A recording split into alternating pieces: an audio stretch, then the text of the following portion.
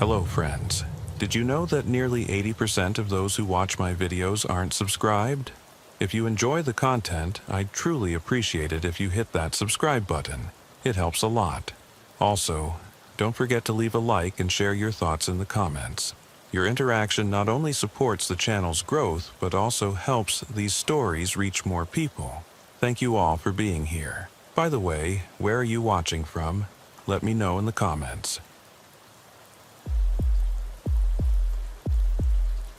Officer Jake Morrison had been working the 11 p.m. to 7 a.m. shift in rural Blackwood County, Montana for 8 months, when dispatch began giving him instructions in the voice of his dead partner. A voice he recognized immediately because Officer Danny Chen had been killed in a car accident 3 weeks earlier. Yet here was Chen's unmistakable Boston accent crackling through the radio at 2:47 a.m. on November 3, 2023. Calmly directing Morrison to respond to a domestic disturbance call at an address that didn't exist on any map, in a town that had been abandoned since the 1960s, using procedures that Chen had never learned during his brief 6-month tenure with the department before his fatal collision with a drunk driver on Highway 14.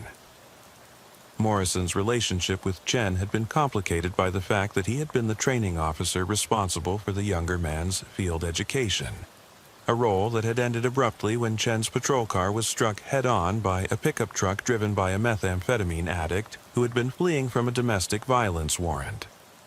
The accident had occurred during what should have been a routine traffic stop, transforming Morrison's guilt over his partner's death into a constant source of psychological torment that had already led to sleepless nights, increased alcohol consumption, and a growing reluctance to work alone during the overnight hours when the county's vast rural territory seemed to amplify every shadow and sound into potential threats. The Blackwood County Sheriff's Department covered over 1,200 square miles of Montana wilderness, with only 4 patrol officers working graveyard shifts, creating an environment where backup could be 30 minutes away, and radio communication was the only lifeline connecting isolated officers to help, supervision, and emergency medical services.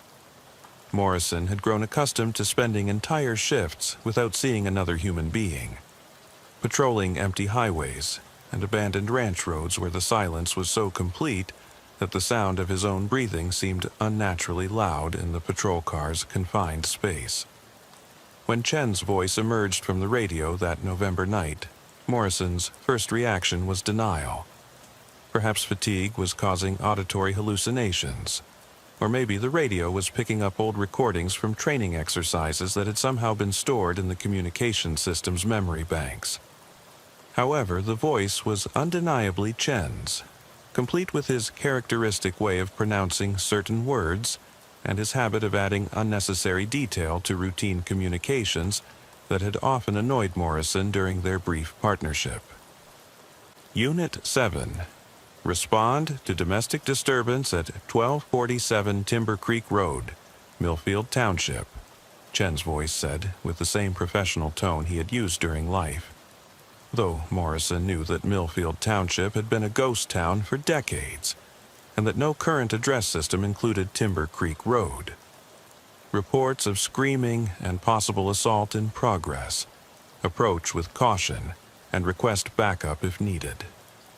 Morrison attempted to respond to the dispatch, asking for clarification about the address and requesting verification of the call's origin, but his transmissions were met only with static and the occasional burst of electronic interference that suggested the radio system was experiencing technical difficulties. When he tried to contact the actual dispatch center using his cell phone, he discovered that his cellular service had no signal, despite being in an area where coverage was normally reliable, leaving him completely isolated with only Chen's impossible voice providing guidance for responding to a call that couldn't exist. Following the directions provided by his dead partner's voice, Morrison found himself driving deeper into the mountainous backcountry along increasingly primitive roads that seemed to match Chen's geographic descriptions, despite not appearing on any official maps or GPS systems. The landscape around him became progressively more desolate and threatening, with abandoned structures and rusted machinery, suggesting that this area had once supported mining or logging operations that had been discontinued long before Morrison's assignment to Blackwood County. The roads themselves seemed wrong in ways that Morrison couldn't articulate. Too narrow, too winding, leading to destinations that felt familiar, despite his certainty that he had never been in this part of the county before. The patrol car's headlights revealed details about the surrounding terrain that suggested extensive human activity from previous decades, including collapsed buildings, overgrown equipment, and road signs that were too weathered to read, but which seemed to point toward communities that no longer existed. Chen's voice continued providing updates and directions throughout Morrison's journey into the abandoned territory, describing landmarks and geographic features with accuracy that would have been impossible for someone who had never visited these locations during life. The dead officer's knowledge of the area was comprehensive and detailed, including information about elevation changes, road conditions, and potential hazards that proved consistently accurate as Morrison navigated the increasingly challenging terrain. Turn left at the collapsed bridge marker, then proceed 2 miles to the junction with the old logging road. Chen's voice instructed with the same patient tone he had used when learning patrol procedures. The address will be on your right. White farmhouse with a green roof. Looks like there might be multiple subjects involved, so maintain situational awareness. The domestic disturbance call that Chen was directing Morrison to investigate became more disturbing as additional details emerged through the radio communications, with the dead officer describing sounds of violence, multiple voices shouting, and what sounded like furniture being thrown against walls or windows. Chen's updates suggested that the situation was escalating, and that immediate intervention might be necessary to prevent serious injury or death, creating pressure for Morrison to respond quickly, despite the impossibility of the circumstances. When Morrison finally located the white farmhouse with the green roof, exactly where Chen had indicated it would be, he found a structure that appeared to have been abandoned for decades, yet showed signs of recent activity that contradicted its obvious state of long-term neglect. Lights were visible in several windows, and the sounds of an argument could be heard coming from inside the building. Yet the surrounding yard was overgrown with vegetation, and the driveway was nearly impassable due to accumulated debris and fallen trees. Morrison's approach to the farmhouse was guided by Chen's continuing radio communications, with his dead partner providing tactical recommendations about positioning, escape routes, and potential dangers that proved remarkably prescient as the situation developed. Chen seemed to possess knowledge about the occupants of the house and the nature of their conflict that he couldn't have acquired through normal dispatch information, suggesting that his supernatural awareness extended beyond simple geographic knowledge to include real-time intelligence about current events. 3 subjects inside, 2 males and 1 female. Appears to be domestic violence situation with possible weapon involved. Chen reported with professional efficiency. Recommend standard domestic approach protocols. Be aware that the male suspects have history of violence against law enforcement. The domestic disturbance that Morrison encountered when he knocked on the farmhouse door was entirely real and required immediate intervention to prevent serious violence, but the family involved, a middle-aged couple and their adult son, claimed to have been living in the house for only a few weeks, despite its obvious abandonment, and their inability to explain how they had gained access to electricity or other utilities that should not have been available in such a remote and neglected location. The family members themselves seemed confused about their living situation and provided conflicting information about how long they had been residing in the farmhouse, where they had lived previously, and why they had chosen such an isolated and primitive location for their home.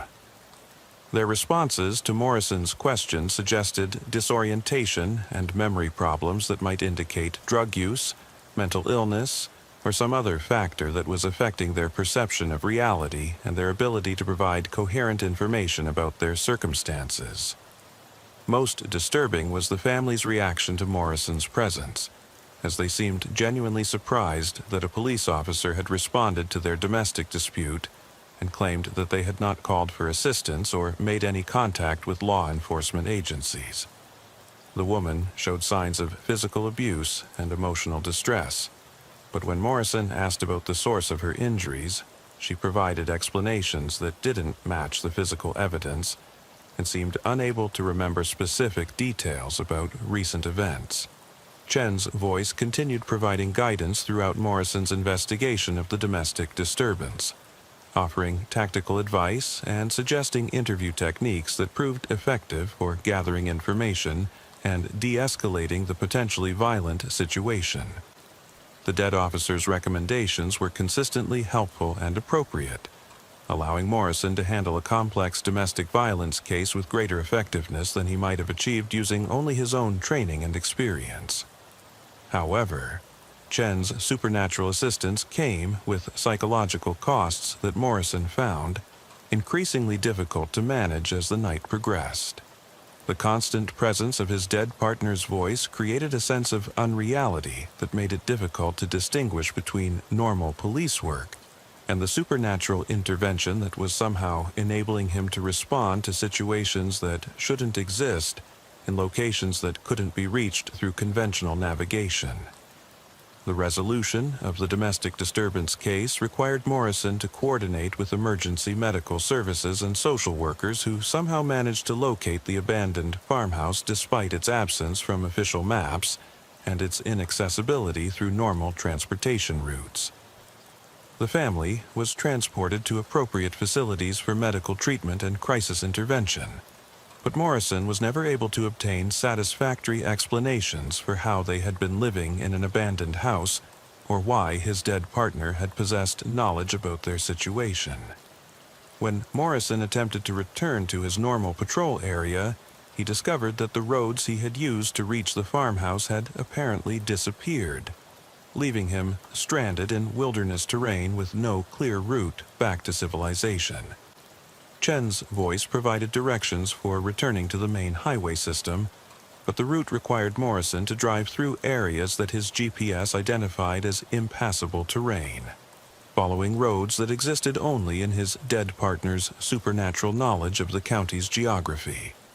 The psychological aftermath of Morrison's supernatural domestic disturbance call included persistent questions about the reality of the events he had experienced and the nature of his dead partner's continuing involvement in police work. Chen's voice had been undeniably real and had provided valuable assistance for handling a genuine emergency situation, but the impossible circumstances of the call raised disturbing questions about the boundaries between life and death, and the possibility that Morrison's guilt over his partner's death was manifesting in ways that challenged his sanity and professional competence. Dr. Sarah Martinez, a psychologist specializing in law enforcement trauma, evaluated Morrison's mental health status after he reported his supernatural encounter with Chen's voice, but comprehensive assessment revealed no evidence of psychosis, substance abuse, or other mental health conditions that might explain auditory hallucinations or delusional thinking. Morrison's psychological profile indicated normal stress reactions to his partner's death and appropriate grief responses that didn't suggest pathological symptoms requiring psychiatric intervention. Morrison's attempts to investigate the farmhouse location during daylight hours proved futile, as he was unable to locate the property or identify any residents matching the description of the family he had assisted during the supernatural domestic disturbance call. The roads that Chen's voice had directed him to follow were not visible during daytime reconnaissance, and local residents had no knowledge of any domestic violence incidents or family situations that matched Morrison's descriptions of the events he had witnessed. The Blackwood County Sheriff's Department's investigation into Morrison's supernatural encounter revealed no official record of any domestic disturbance call being dispatched to his unit during the time period in question. And the communication system's digital recordings contained no evidence of Chen's voice or any other transmissions that corresponded to Morrison's reports of receiving supernatural guidance. However, the absence of official documentation didn't necessarily invalidate Morrison's experience, as the department's remote location and technical limitations created numerous opportunities for communication gaps and record-keeping failures.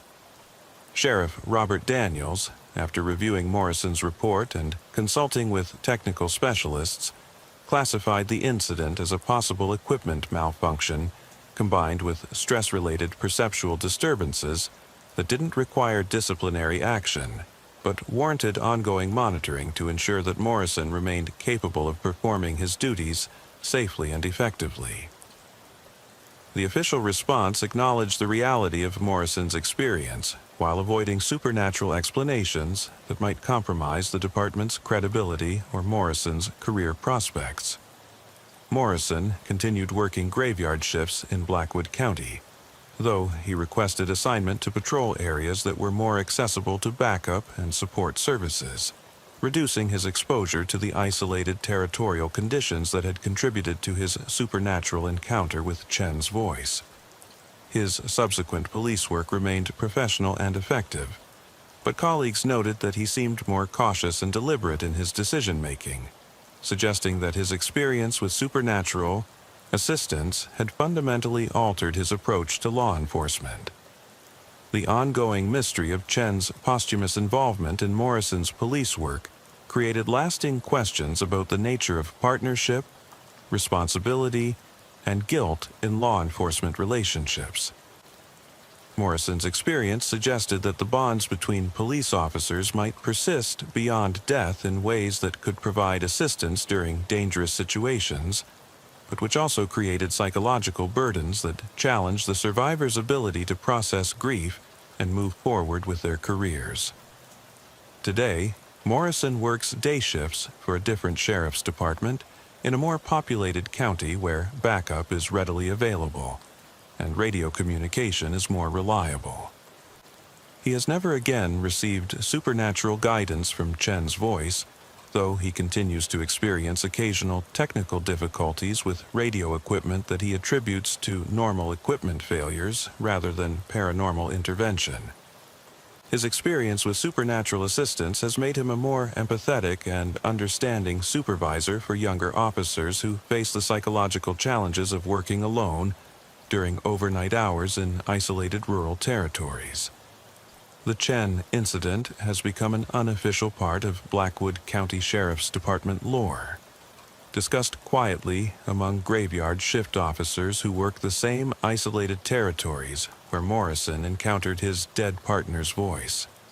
While no other officers have reported similar supernatural experiences, the incident has created heightened awareness of the psychological pressures associated with rural overnight policing and the importance of providing adequate support for officers who work in conditions where backup might be unavailable, and communication failures can create dangerous isolation.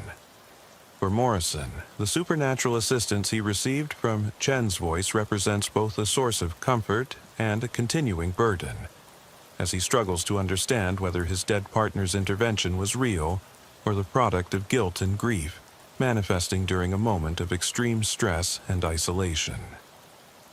The ambiguity of the experience continues to affect his relationships with other officers and his approach to police work, creating a lasting reminder of the psychological costs associated with losing a partner and the complex ways that trauma can manifest in law enforcement careers. The legacy of Morrison's supernatural encounter has influenced training and support programs for rural police officers, emphasizing the importance of mental health resources and peer support systems that can help officers process the unique stresses associated with working alone in isolated territories where help might be hours away, and communication failures can create life-threatening situations. His experience has demonstrated that the psychological challenges of rural law enforcement can manifest in ways that challenge officers' perception of reality, while highlighting the importance of partnership and mutual support in maintaining officer safety and effectiveness. Officer Maria Santos had been working the midnight to 8 a.m. shift at the Riverside Police Department for 4 years, when the building began making sounds that human throats shouldn't be able to produce. Deep, guttural moaning that seemed to emanate from within the walls themselves, starting as barely audible whispers during her first week of November 2023, but gradually escalating into agonized wailing that could be heard throughout the entire station house during the darkest hours before dawn, creating an atmosphere of dread that made routine police work feel like a descent into something far more sinister than the normal challenges of law enforcement. The Riverside Police Department operated out of a converted Victorian mansion that had been built in 1887 as the private residence of railroad magnate Harrison Blackwood, whose family had lived in the imposing 3-story structure until 1952, when financial difficulties forced its sale to the city for conversion into municipal offices. The building's transformation into a police station had required extensive renovations to accommodate holding cells, evidence storage, communications equipment, and other law enforcement facilities. But much of the original architecture remained intact, including ornate woodwork, stained glass windows, and a grand staircase that dominated the central hallway. Santos had chosen the graveyard shift specifically because it offered higher pay and opportunities for overtime that helped support her 2 young children as a single mother. But the overnight hours in the converted mansion created an environment that felt more like a haunted house than a professional law enforcement facility. The building's age and architectural complexity created numerous acoustic anomalies. Creaking floorboards, settling timbers, and wind sounds that could be unsettling even for experienced officers who understood that old buildings naturally produced various noises during temperature changes and weather fluctuations. However, the sounds that began occurring during Santos's November shifts were qualitatively different from normal building acoustics, possessing an organic quality that suggested they were being produced by living creatures rather than settling wood or shifting foundations. The initial manifestations were subtle, brief sighs or whispers that could easily be dismissed as imagination or auditory pareidolia, the tendency for human perception to interpret random sounds as meaningful patterns or familiar voices. The escalation began during Santos's 3rd week of November, when the whispers evolved into more distinct vocalizations that seemed to carry emotional content suggesting pain, fear, and desperation. The sounds occurred most frequently between 2 a.m. and 4 a.m., during the period when Santos was typically alone in the building, except for any prisoners in the holding cells and the occasional officer returning from patrol to complete paperwork or process arrests. The geographical distribution of the sounds suggested they were emanating from specific areas of the building rather than occurring randomly throughout the structure. The basement level, which housed evidence storage and old case files, seemed to be the primary source of the initial whispers, while the 2nd floor, where administrative offices were located, produced more intense vocalizations that sometimes resembled screaming or sobbing. Santos's attempts to locate the source of the sounds by conducting systematic searches of the building revealed no obvious explanations, no hidden spaces where animals might be trapped, no plumbing or ventilation systems that could produce such organic-sounding noises, and no evidence of intruders or unauthorized persons who might be responsible for the disturbing vocalizations. The sounds seemed to occur independently of any identifiable physical cause, appearing and disappearing without correlation to weather conditions, building occupancy, or any other environmental factors that Santos could observe. The psychological impact of working alone in a building that produced sounds resembling human suffering created significant stress for Santos, who found herself increasingly reluctant to enter certain areas of the station and developed habits of listening carefully before entering rooms or walking down hallways. The unpredictable nature of the sounds made it impossible to prepare mentally for their occurrence, creating a state of constant tension that affected her ability to focus on routine police work and respond effectively to radio communications and emergency calls. The situation became more disturbing when Santos realized that the sounds seemed to respond to her presence and activities, becoming more intense when she was alone and subsiding when other officers entered the building. This apparent correlation between her isolation and the manifestation of the vocalizations suggested that she was somehow the focus of whatever phenomenon was producing the sounds, creating additional psychological pressure and raising questions about whether her mental health or stress levels might be contributing to her perception of the auditory anomalies. Officer David Kim, who occasionally worked overlapping shifts with Santos, confirmed that he could also hear the strange sounds, particularly during the early morning hours when the building was nearly empty. Kim's corroboration eliminated the possibility that Santos was experiencing auditory hallucinations, but it also confirmed that the building was indeed producing sounds that had no apparent rational explanation and which created an atmosphere of unease that affected multiple officers.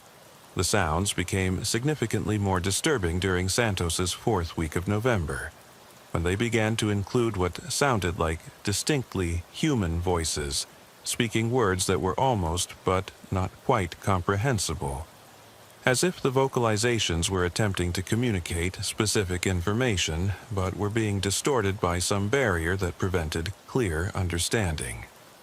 The voices seemed to carry emotional urgency, suggesting that they were attempting to convey important messages, but the distortion made it impossible to determine what information they were trying to share. Santos began recording the sounds using her personal smartphone, hoping to gather evidence that might help identify their source or convince supervisors to investigate the acoustic anomalies that were affecting the working environment in the station house. The recordings captured clear evidence of the vocalizations, confirming their reality and ruling out the possibility that they were imaginary or the result of mental health issues. But audio analysis failed to provide any insights about their origin or mechanisms. The most disturbing development occurred when Santos realized that some of the distorted voices seemed to be speaking her name, calling Maria with increasing frequency and intensity during the hours when she was alone in the building. The personalized nature of these vocalizations transformed the general atmosphere of unease into a sense of direct threat that made Santos question whether she was somehow in danger from whatever force was producing the sounds. Lieutenant Sarah Martinez, Santos's supervisor, conducted her own overnight observation of the building after Santos reported the escalating acoustic anomalies, and during her stay she witnessed vocalizations that she described as unlike anything I've ever heard in 20 years of police work. Martinez's official report documented the reality of the sounds, while acknowledging that their source remained unidentified despite thorough investigation of the building's physical systems and structural components. The investigation into the sounds expanded when building maintenance records revealed that similar acoustic anomalies had been reported sporadically by overnight staff since the building's conversion to police use. But previous reports had been dismissed as normal settling sounds, or attributed to the building's age and architectural complexity.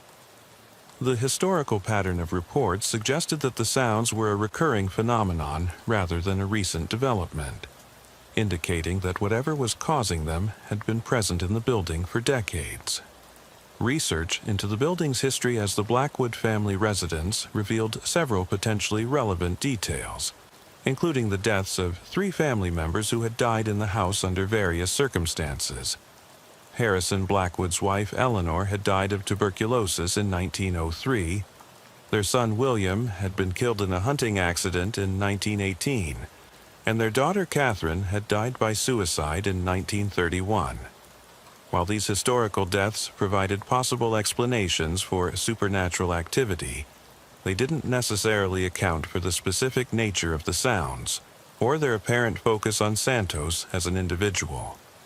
Dr. Robert Chen, an acoustics engineer consulted by the police department, conducted comprehensive analysis of the building's acoustic properties and concluded that while the structure did possess unusual resonance characteristics due to its age and construction materials, there was no conventional explanation for the types of vocalizations that Santos and other officers had reported experiencing. Dr. Chen's assessment confirmed that the sounds were real and were not the result of normal building acoustics or environmental factors. The psychological evaluation, conducted by Dr.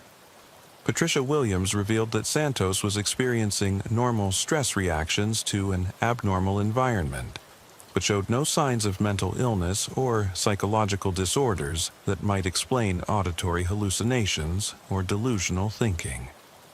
Dr. Williams recommended that Santos be provided with appropriate support and possibly reassigned to different duties if the acoustic anomalies continued to affect her ability to work effectively in the station house environment.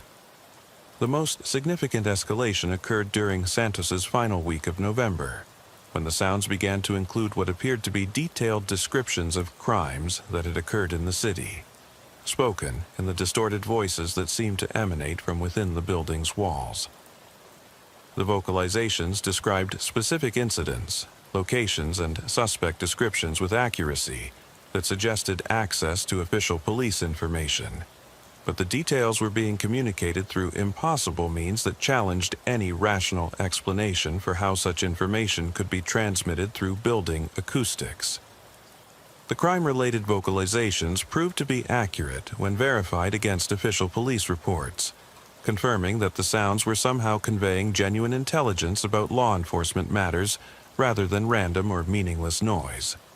This development transformed the acoustic anomalies from a simple annoyance into a potential security issue, as sensitive police information was apparently being accessed and broadcast through supernatural means that could compromise ongoing investigations and officer safety. Chief William Rodriguez made the decision to temporarily relocate overnight operations to a different facility, while the station house underwent comprehensive investigation by technical specialists, paranormal researchers, and structural engineers who attempted to identify the source of the vocalizations and determine whether they posed any safety risks to personnel working in the building. The temporary relocation eliminated Santos's exposure to the disturbing sounds, but didn't resolve the underlying mystery of their origin and purpose. The investigation team's findings were inconclusive, revealing no conventional explanations for the vocalizations while confirming their reality and documenting their unusual characteristics. The sounds continued to occur even when the building was completely empty, suggesting that they were not dependent on human presence and might represent some form of recorded phenomenon that was being replayed through unknown mechanisms within the building's structure. Santos requested reassignment to day shift duties rather than returning to overnight work in the station house, citing the psychological stress and safety concerns associated with working alone in an environment where supernatural phenomena could interfere with normal police operations. Her request was approved, and she successfully transitioned to daylight patrol duties that allowed her to continue her law enforcement career without exposure to the building's acoustic anomalies. The station house was eventually returned to normal operations after extensive modifications to the overnight staffing procedures that ensured multiple officers were present during the hours when the vocalizations were most likely to occur. These procedural changes reduced the psychological impact of the sounds on individual officers while maintaining the building's functionality as a police facility, though the acoustic anomalies continued to occur with regularity during late-night hours. Today, the Riverside Police Department acknowledges the station house's unusual acoustic properties in its orientation materials for new officers, preparing them for the possibility of hearing unexplained sounds, while emphasizing that these phenomena do not interfere with normal police operations when proper procedures are followed. The building continues to serve as an effective law enforcement facility despite its supernatural characteristics, demonstrating that police work can adapt to unusual environmental conditions when appropriate support and understanding are provided. Santos continues her law enforcement career with the same department, working day shifts where she has earned recognition for her professional competence and dedication to community service. Her experience with the station house sounds has made her more understanding of officers who report unusual phenomena during overnight duties, and she serves as an informal counselor for colleagues who struggle with the psychological challenges of working in environments where conventional explanations may not account for all observed phenomena. The mystery of the station house vocalizations remains unsolved, but the department has developed effective protocols for managing the situation that balance acknowledgement of the phenomenon's reality with maintenance of professional law enforcement standards.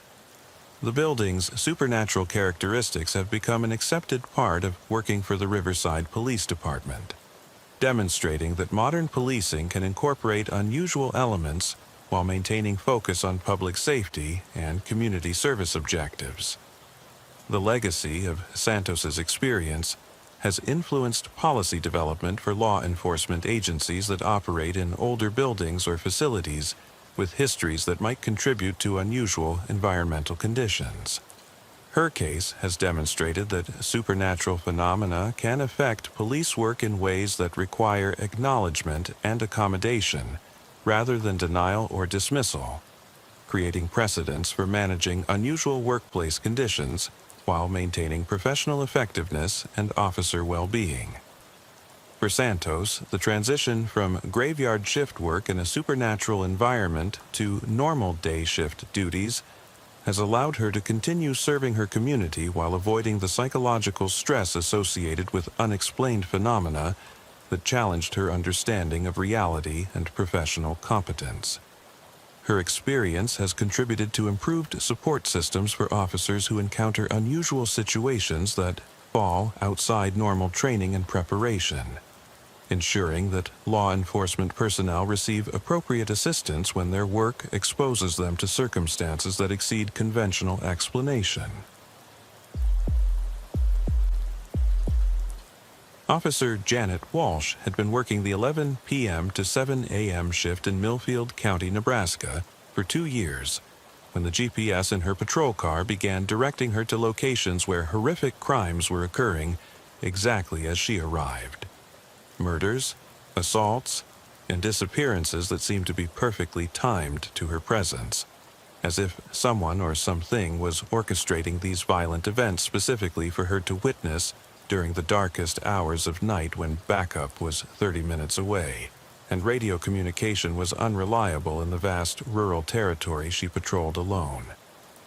What started as a disturbing coincidence on October 23, 2022, gradually revealed itself as something far more sinister that challenged Walsh's sanity, and left her questioning whether she was being used as an unwilling participant in a supernatural conspiracy that transformed her protective duties into something resembling complicity in unspeakable violence. Millfield County encompassed over 900 square miles of agricultural land, small towns, and isolated farmsteads scattered across rolling prairie terrain that created natural blind spots and communication dead zones where a patrol officer could disappear for hours without anyone noticing their absence. Walsh's assignment to the graveyard shift reflected the department's chronic understaffing, but her military background and experience with high-stress situations made her well-suited for the independence and decision-making responsibilities that came with patrolling alone across territories where the nearest backup might be responding from the opposite end of the county. The county's aging GPS system had been installed 3 years earlier, as part of a federal grant program designed to improve rural law enforcement efficiency, but technical problems and budget constraints had prevented proper maintenance and updates that would have ensured reliable operation under all conditions. Walsh had grown accustomed to occasional navigation errors and system glitches that directed her to incorrect addresses or provided outdated routing information, minor inconveniences that she compensated for through her knowledge of local geography and her habit of double-checking important calls through radio communication with dispatch.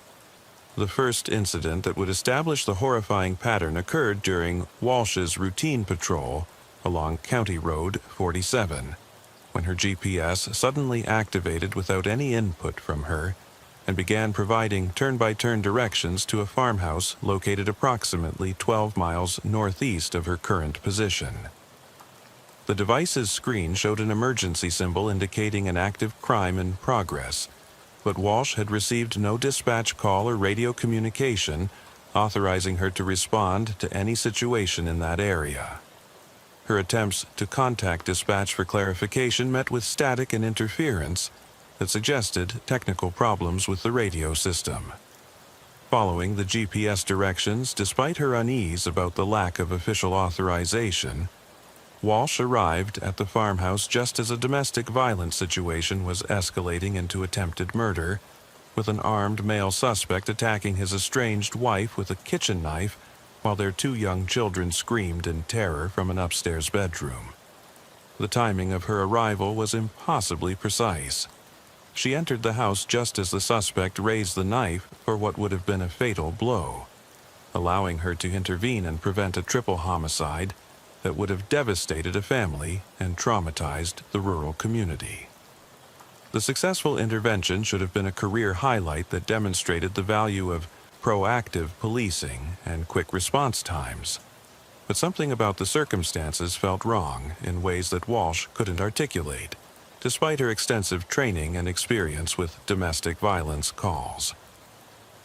The suspect seemed genuinely surprised by her arrival, as if he had been expecting privacy for his violent acts, and the victims appeared relieved but confused about how she had known to respond to a situation that they claimed they had not reported to authorities.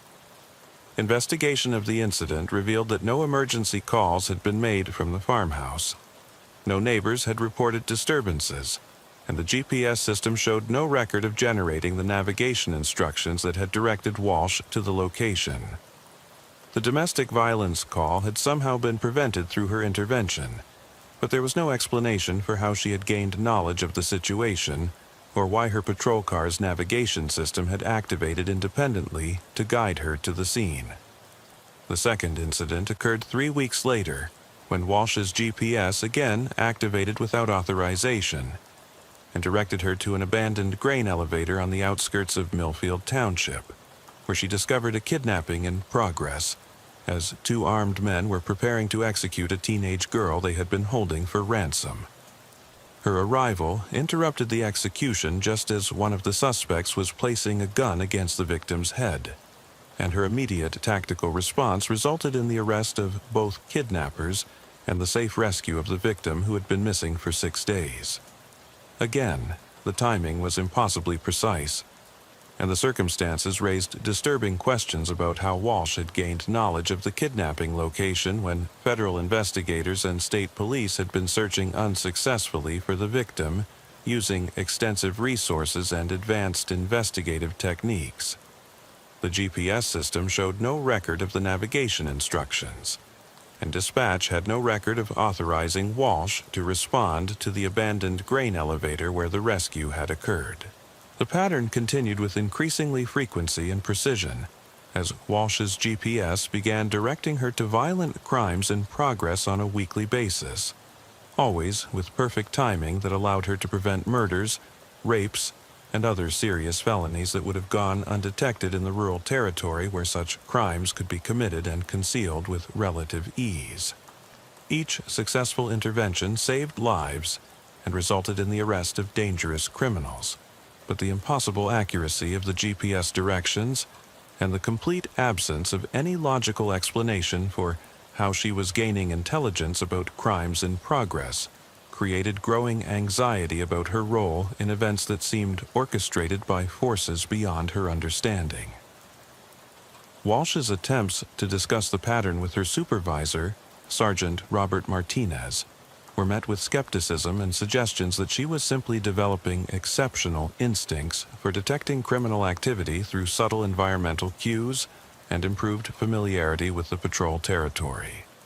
Martinez attributed her success rate to good police work rather than supernatural intervention, but he privately began monitoring her patrol activities more closely after receiving reports from other officers who had noticed the unusual frequency of her emergency responses.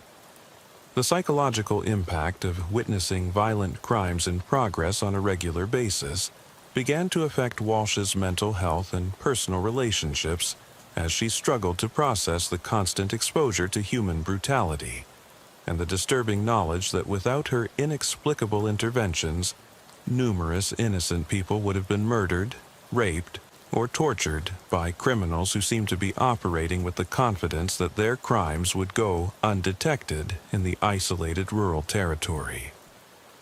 More troubling was Walsh's growing realization that the GPS directions were not random, but appeared to be guided by an intelligence that understood criminal patterns and victim vulnerability in ways that suggested long-term observation and planning.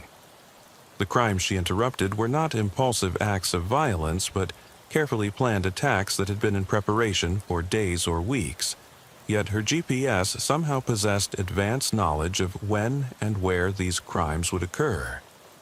The most disturbing incident occurred when Walsh's GPS directed her to a location where no crime was in progress, but where she discovered evidence of recent violence that led to the discovery of a serial killer's burial ground containing the remains of 14 victims who had disappeared over the past 5 years.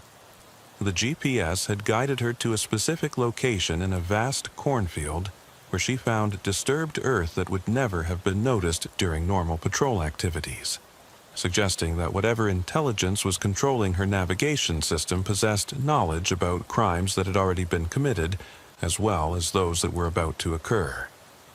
The discovery of the burial ground triggered a massive investigation involving federal authorities and multiple law enforcement agencies. But Walsh found herself unable to explain how she had known where to look for evidence that had eluded professional investigators for years. The GPS system showed no record of providing directions to the cornfield, and Walsh's explanation that she had been following navigation instructions from her patrol car was met with confusion and skepticism from investigators who could find no technical evidence to support her claims. Dr. Patricia Chen, a forensic psychologist brought in to evaluate Walsh's mental health status, found no evidence of psychological disorders that might explain delusions or hallucinations, but her assessment revealed significant stress indicators and anxiety symptoms consistent with someone experiencing repeated trauma from exposure to violent crimes. Dr. Chen's recommendation for psychological support and possible reassignment to less stressful duties was complicated by Walsh's exceptional performance record and her apparent ability to prevent serious crimes through means that defied rational explanation. Walsh's request for transfer to day shift duties was denied due to staffing shortages, but the department installed a backup GPS system in her patrol car and assigned her a partner for high-risk calls in an attempt to provide additional verification for her reports and reduce the psychological pressure of working alone during encounters with violent criminals. However, the presence of a partner seemed to interfere with the GPS system's mysterious operation, and the navigation instructions ceased when Walsh was not alone in the patrol car. The cessation of GPS directions when she worked with a partner confirmed Walsh's suspicion that whatever intelligence was controlling her patrol route required her to be alone and vulnerable during her encounters with violent crimes. This realization transformed her. The technical specifications of her GPS system revealed that the device had been refurbished using components from various sources, including parts that had been salvaged from patrol cars involved in fatal accidents where officers had died in the line of duty. The possibility that her navigation system contained elements from vehicles where officers had been killed created disturbing questions about whether the mysterious intelligence guiding her patrol route might be connected to the deaths of her colleagues and the lingering trauma associated with police vehicles that had been witness to violence and tragedy. The final incident that led to Walsh's departure from the Millfield County Sheriff's Department occurred when her GPS directed her to a location where she discovered her own supervisor, Sergeant Martinez, in the process of committing a violent assault against a woman he had been stalking for months. The impossibly precise timing placed Walsh in the position of witnessing her supervisor's criminal activity and being forced to arrest the man who had been evaluating her mental health and questioning the reality of her supernatural experiences. Martinez's arrest and subsequent investigation revealed that he had been using his position to identify vulnerable victims and had been responsible for several unsolved assaults in the county, crimes that had gone undetected because his authority allowed him to misdirect investigations and suppress evidence. The GPS system's guidance had finally exposed a predator within the law enforcement community, but the personal betrayal and professional complications created by arresting her own supervisor pushed Walsh beyond her psychological breaking point. Walsh submitted her resignation from the sheriff's department immediately after Martinez's arrest, citing the impossibility of continuing to work in an environment where she couldn't trust her colleagues, and where supernatural forces seemed to be manipulating her patrol duties for purposes she couldn't understand or control. Her departure represented the loss of an officer with an exceptional record for preventing violent crimes, but her mental health and personal safety required removing herself from circumstances that had transformed her protective duties into a form of psychological torture. The GPS system was removed from service and subjected to extensive technical analysis that revealed no conventional explanations for its apparent ability to provide directions to crime scenes before those crimes had been reported to authorities. The device was eventually destroyed rather than risk its installation in another patrol car, where it might subject a different officer to the same psychological ordeal that had driven Walsh from law enforcement. Today, Walsh works as a private security consultant in a different state, having relocated to escape the memories and trauma associated with her supernatural patrol experiences in Millfield County. Her case has become a cautionary example within rural law enforcement about the psychological dangers of isolated patrol work and the importance of providing adequate support for officers who encounter unexplained phenomena during their duties. The Millfield County Sheriff's Department has implemented new policies requiring officers to work in pairs during graveyard shifts whenever possible, and all patrol vehicles are equipped with backup communication systems to prevent the kind of isolation that contributed to Walsh's psychological ordeal. While these measures have improved officer safety and reduced the stress associated with rural patrol work, they have also resulted in an increase in violent crimes that go undetected until after the fact, suggesting that Walsh's supernatural guidance, despite its psychological costs, had been preventing numerous tragedies that now occur without intervention. The mystery of how Walsh's GPS system gained knowledge of crimes in progress remains unsolved, but her experience has contributed to growing awareness within law enforcement that some phenomena exceed rational explanation while requiring careful management to protect officer well-being. Her legacy serves as a reminder that the supernatural enhancement of police capabilities may come with psychological costs that outweigh the benefits, and that officers who encounter such phenomena deserve support and understanding rather than skepticism and dismissal. For Walsh, the transition away from law enforcement has allowed her to rebuild her life without the constant exposure to violence and the psychological pressure of supernatural manipulation that had transformed her commitment to protecting others into a source of personal trauma. Her experience demonstrates that some mysteries are too dangerous to investigate, and that the boundary between helpful and harmful supernatural intervention may be thinner than those who encounter such phenomena initially realize. Officer Tommy Brennan had been working the 10 p.m. to 6 a.m. shift in rural Millbrook County, Kansas for 18 months when he began receiving emergency calls that led him to crime scenes where the victims had been dead for years. Perfectly preserved bodies discovered in situations that suggested recent violence, with evidence that appeared fresh despite forensic analysis revealing that the deaths had occurred decades earlier, creating impossible scenarios where Brennan found himself investigating murders that had happened before he was born, while following dispatch instructions that directed him to locations where time seemed to function according to different rules than those governing the normal world of law enforcement.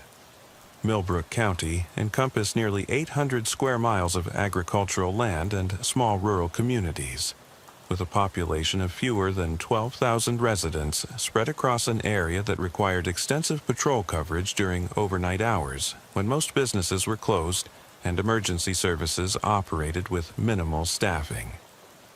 Brennan's assignment to the graveyard shift reflected his status as one of the department's newest officers, but his military background and technical training made him well suited for the independence and decision-making responsibilities that came with patrolling alone across vast territories where backup might be 30 minutes away.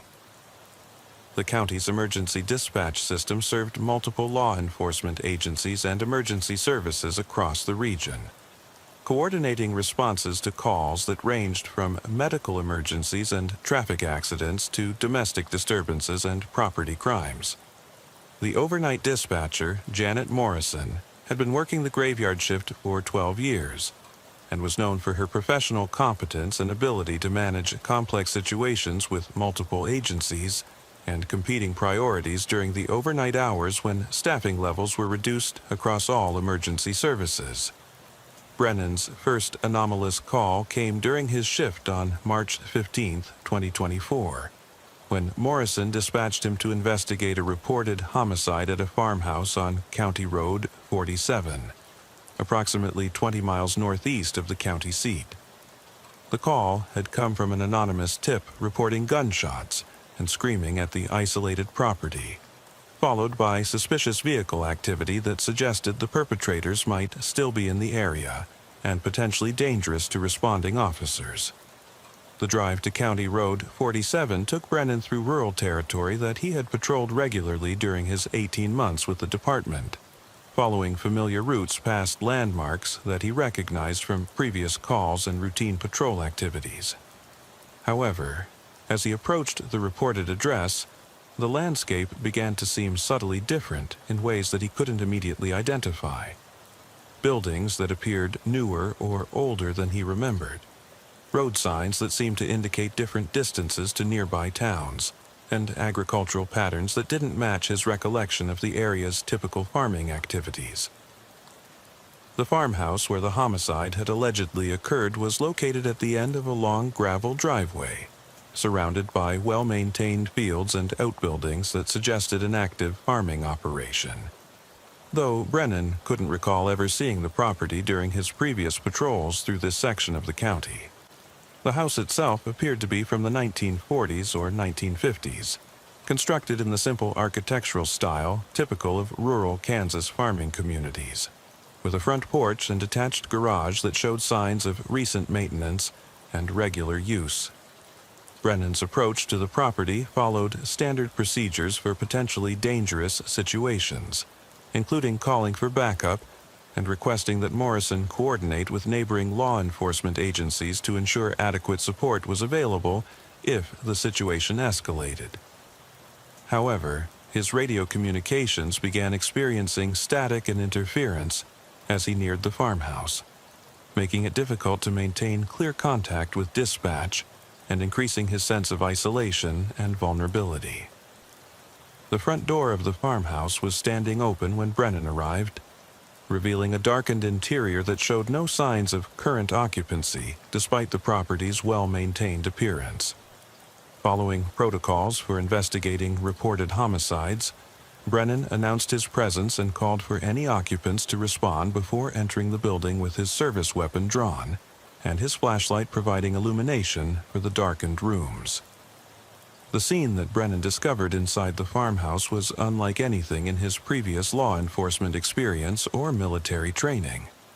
The living room contained the bodies of what appeared to be a family, 2 adults and 3 children, arranged in positions that suggested they had been shot while watching television, with bullet wounds that appeared fresh and blood patterns that seemed to indicate recent violence. However, the television itself was a model from the 1960s, and the family's clothing and hairstyles also appeared to be from several decades earlier, creating a temporal disconnect that Brennan initially attributed to isolated rural communities where older styles and equipment might persist longer than in urban areas. The physical evidence at the scene included spent shell casings, blood spatter patterns, and other forensic materials that appeared consistent with a recent multiple homicide. But the overall environment of the house suggested that it had been abandoned for many years despite the apparent freshness of the crime scene. Dust patterns, insect activity, and deterioration of perishable items indicated that the house had been unoccupied for an extended period. Yet the victims appeared to have been killed within hours of Brennan's arrival. Brennan's investigation of the crime scene was complicated by continuing radio interference that prevented clear communication with dispatch or backup units, leaving him isolated in a potentially dangerous situation where the perpetrators might still be in the area. His attempts to contact Morrison using his cell phone revealed that he had no cellular service despite being in an area where coverage was normally reliable, increasing his sense of vulnerability and raising questions about whether he was dealing with more than a simple homicide investigation. The forensic evidence at the scene included fingerprints, DNA samples, and other materials that Brennan collected according to standard procedures. But his photography of the crime scene revealed anomalies that challenged his understanding of the situation. Digital images showed the victims and evidence clearly, but also captured details that suggested the house was simultaneously occupied and abandoned, with furniture that appeared both new and deteriorated, technology that seemed to span multiple decades, and environmental conditions that defied logical explanation. As Brennan continued his investigation, he discovered additional evidence that suggested the homicide had occurred during a home invasion robbery, with valuables missing and signs of forced entry that indicated the perpetrators had broken into the house seeking money or other portable assets. However, the stolen items appeared to be from the same historical period as the victims' clothing and the house's furnishings, including old currency, vintage jewelry, and antique electronics that would have little value to contemporary criminals. The most disturbing aspect of Brennan's investigation was the gradual realization that he was documenting a crime scene that felt both completely real and utterly impossible, with physical evidence that appeared genuine but which couldn't logically exist in the temporal and geographical context where he had discovered it.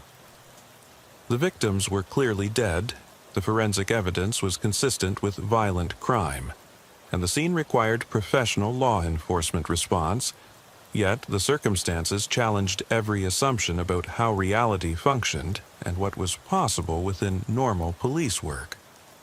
Brennan's attempts to leave the crime scene and return to normal patrol duties were frustrated by navigation difficulties that seemed to trap him in the immediate area around the farmhouse, with roads that led in circles or dead-ended at locations that didn't match his knowledge of the county's geography. His GPS system malfunctioned repeatedly, providing directions to destinations that didn't exist, or routing him to the same location regardless of the coordinates he entered, creating a sense of spatial disorientation that compounded his growing anxiety about the situation. When Brennan finally managed to re-establish radio contact with Morrison, the dispatcher had no record of sending him to investigate a homicide on County Road 47, and her computer system showed no emergency calls from that area during his shift. Morrison's confusion about the assignment that had led Brennan to the farmhouse raised questions about how he had received the initial dispatch, and whether he was experiencing some form of psychological breakdown that was affecting his perception of reality and his ability to distinguish between actual emergency calls and hallucinated communications. The investigation into Brennan's reported homicide scene was complicated by the fact that when backup units and supervisors attempted to locate the farmhouse where he claimed to have discovered multiple victims, they found only an empty field with no buildings or structures that matched his descriptions. The property records for County Road 47 showed no current or historical buildings at the coordinates where Brennan insisted he had conducted his investigation, creating official doubt about the reality of his experience and raising concerns about his mental health and fitness for duty. However, the forensic evidence that Brennan had collected at the impossible crime scene proved to be genuine when analyzed by the State Crime Laboratory, with DNA samples, fingerprints, and ballistics evidence that matched multiple unsolved homicide cases from the 1960s and 1970s. The physical evidence confirmed that Brennan had indeed investigated a real crime scene, but one that had occurred decades earlier, and in circumstances that defied rational explanation for how he had gained access to materials from historical cases. Dr. Michael Rodriguez, a forensic psychologist consulted by the Sheriff's Department, evaluated Brennan's mental health status and found no evidence of psychosis, substance abuse, or other psychological conditions that might explain hallucinations or delusional thinking. Brennan's psychological profile indicated normal stress reactions to an extraordinary situation, but showed no signs of mental illness that would compromise his ability to function effectively as a law enforcement officer. The Sheriff's Department's internal investigation concluded that Brennan had experienced some form of temporal anomaly that had allowed him to access and investigate crime scenes from previous decades, though the mechanisms underlying such experiences remained completely unknown and challenged conventional understanding of time, space, and criminal investigation. The official response acknowledged the reality of Brennan's experience while avoiding supernatural explanations that might compromise the department's credibility. Brennan continued working graveyard shifts in Millbrook County, though he requested assignment to patrol areas closer to town where backup was more readily available and communication systems were more reliable. His subsequent police work remained professional and effective, but colleagues noted that he seemed more cautious and methodical in his approach to emergency calls, suggesting that his experience with temporal crime scenes had fundamentally altered his understanding of what was possible during routine law enforcement activities. The forensic evidence from Brennan's impossible homicide investigation was used to reopen and eventually solve several cold cases from the 1960s and 1970s, providing closure for families who had waited decades for answers about their loved ones' deaths. The resolution of these historical cases validated the reality of Brennan's experience while creating new questions about the nature of time and the possibility that unsolved crimes might somehow persist in ways that allowed contemporary investigators to access evidence from the past. The psychological impact of investigating crime scenes that existed outside normal temporal boundaries created lasting stress for Brennan, who found himself questioning the nature of reality and his ability to trust his own perceptions during routine police work. The knowledge that he might encounter additional temporal anomalies during future emergency calls created anxiety that affected his sleep patterns, decision-making processes, and relationships with colleagues who had not experienced similar phenomena. Sheriff Patricia Williams, after consulting with state law enforcement agencies and federal authorities, classified Brennan's temporal crime scene experience as an unexplained incident that required ongoing monitoring, but didn't necessarily indicate any threat to public safety or law enforcement operations. The official position acknowledged that some aspects of police work might involve phenomena that exceeded current scientific understanding while maintaining focus on conventional law enforcement objectives. Brennan's second encounter with temporal crime scenes occurred 6 weeks after his initial experience, when Morrison dispatched him to investigate a reported bank robbery at First National Bank in downtown Millbrook, despite the fact that the building had been demolished in 1987 to make way for a modern shopping center. The dispatch call included specific details about armed suspects, hostages, and ongoing criminal activity that required immediate law enforcement response. But the location of the reported crime was a parking lot that had replaced the original bank building decades earlier. Following Morrison's directions, Brennan found himself approaching what appeared to be a fully operational bank building that matched historical photographs of First National Bank from the 1970s, complete with period-appropriate signage, architecture, and environmental details that suggested he was experiencing another temporal displacement that had transported him to a crime scene from several decades in the past. The bank robbery was in progress when he arrived, with armed suspects holding hostages and demanding money from tellers who appeared to be dressed in clothing and hairstyles from the 1970s. The tactical situation required Brennan to coordinate with backup units and specialized response teams to resolve the hostage situation safely, but his radio communications were again affected by static and interference that prevented clear contact with contemporary emergency services. The suspect's weapons, vehicles, and criminal techniques appeared to be from the same historical period as the bank building and its employees, creating a temporally consistent environment that nevertheless existed impossibly in the present day. Brennan's resolution of the bank robbery followed standard law enforcement procedures for hostage situations, resulting in the apprehension of the suspects and the safe release of all hostages without injury or loss of life. However, when backup units arrived at the scene, they found only the modern shopping center that had replaced the bank building, with no evidence of criminal activity or any indication that a robbery had occurred at that location.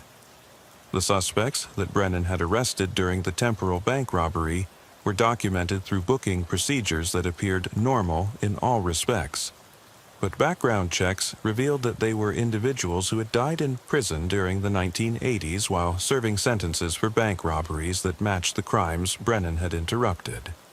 The arrested suspects possessed identification and personal effects from the 1970s, including currency that was no longer in circulation and credit cards that had been issued by banks that no longer existed. Dr. Elizabeth Park, a temporal physicist consulted by federal authorities investigating Brennan's unusual experiences, theorized that certain geographic locations might possess properties that allowed access to past events under specific conditions that were not yet understood by conventional science. Dr. Park's research suggested that Brennan might have encountered temporal echoes, where traumatic or significant events had somehow imprinted themselves on local space-time and could be accessed by individuals with particular sensitivity or under appropriate environmental circumstances. The federal investigation into Brennan's temporal crime scene experiences revealed that similar incidents had been reported sporadically by law enforcement officers across the country, though most such reports had been dismissed as hallucinations or stress-related psychological phenomena. The accumulation of consistent reports from credible officers suggested that temporal displacement might be a rare but genuine phenomenon that affected a small number of individuals who worked in law enforcement during overnight hours, when normal environmental conditions were altered by factors that remained unknown. Brennan's third temporal crime scene occurred during his investigation of a reported multiple homicide at the abandoned Millbrook Elementary School, which had been closed since 1995, but appeared to be fully operational and occupied by students and staff when he responded to the emergency call. The school shooting was in progress when he arrived, with an active shooter moving through classrooms and targeting children and teachers in a rampage that required immediate intervention to prevent additional casualties. The tactical response to the school shooting required Brennan to enter the building alone and attempt to locate and neutralize the shooter before additional victims were killed or wounded. The school's interior appeared to be from the 1980s, with period-appropriate decorations, technology, and educational materials that suggested the shooting was occurring during that historical period rather than in the present day. Brennan's successful intervention in the school shooting resulted in the apprehension of the shooter and the prevention of additional casualties, but his actions were complicated by the knowledge that he was operating in a temporal environment where the consequences of his decisions might affect events that had already occurred in the past. The shooter was the individual who had actually committed a similar crime at Millbrook Elementary School in 1983, resulting in multiple deaths that had traumatized the community for decades. The resolution of the temporal school shooting provided Brennan with an opportunity to prevent a historical tragedy that had caused immense suffering for the families of victims and the broader Millbrook community. But the moral and ethical implications of altering past events raised complex questions about the responsibilities of law enforcement officers who gained access to temporal crime scenes. The successful intervention resulted in lives being saved that had been lost in the original historical incident, but created paradoxes about the nature of time and causality that challenged conventional understanding of police work. The psychological evaluation conducted after Brennan's third temporal experience revealed increasing stress and anxiety related to his supernatural law enforcement duties, with symptoms suggesting that repeated exposure to temporal crime scenes was creating mental health challenges that required professional intervention and support. Dr. Rodriguez recommended that Brennan be provided with specialized counseling and possibly reassigned to duties that were less likely to involve temporal anomalies. Sheriff Williams, in consultation with federal authorities and mental health specialists, made the decision to transfer Brennan to administrative duties that would reduce his exposure to potential temporal crime scenes, while allowing him to continue his law enforcement career in a capacity that utilized his experience with unusual phenomena. The reassignment acknowledged that Brennan's temporal experiences were real and valuable, but required management to protect his psychological well-being and professional effectiveness. Brennan's transition to administrative duties included responsibilities for training other officers about unusual phenomena that might be encountered during law enforcement work, developing protocols for responding to supernatural or temporal incidents, and serving as a consultant for cases that involved unexplained elements that challenged conventional investigative methods. His experience with temporal crime scenes provided valuable insights for preparing other officers to handle extraordinary situations while maintaining professional standards and psychological resilience. The cold cases that were solved using evidence from Brennan's temporal crime scene investigations resulted in closure for dozens of families who had waited decades for answers about unsolved murders, robberies, and other violent crimes.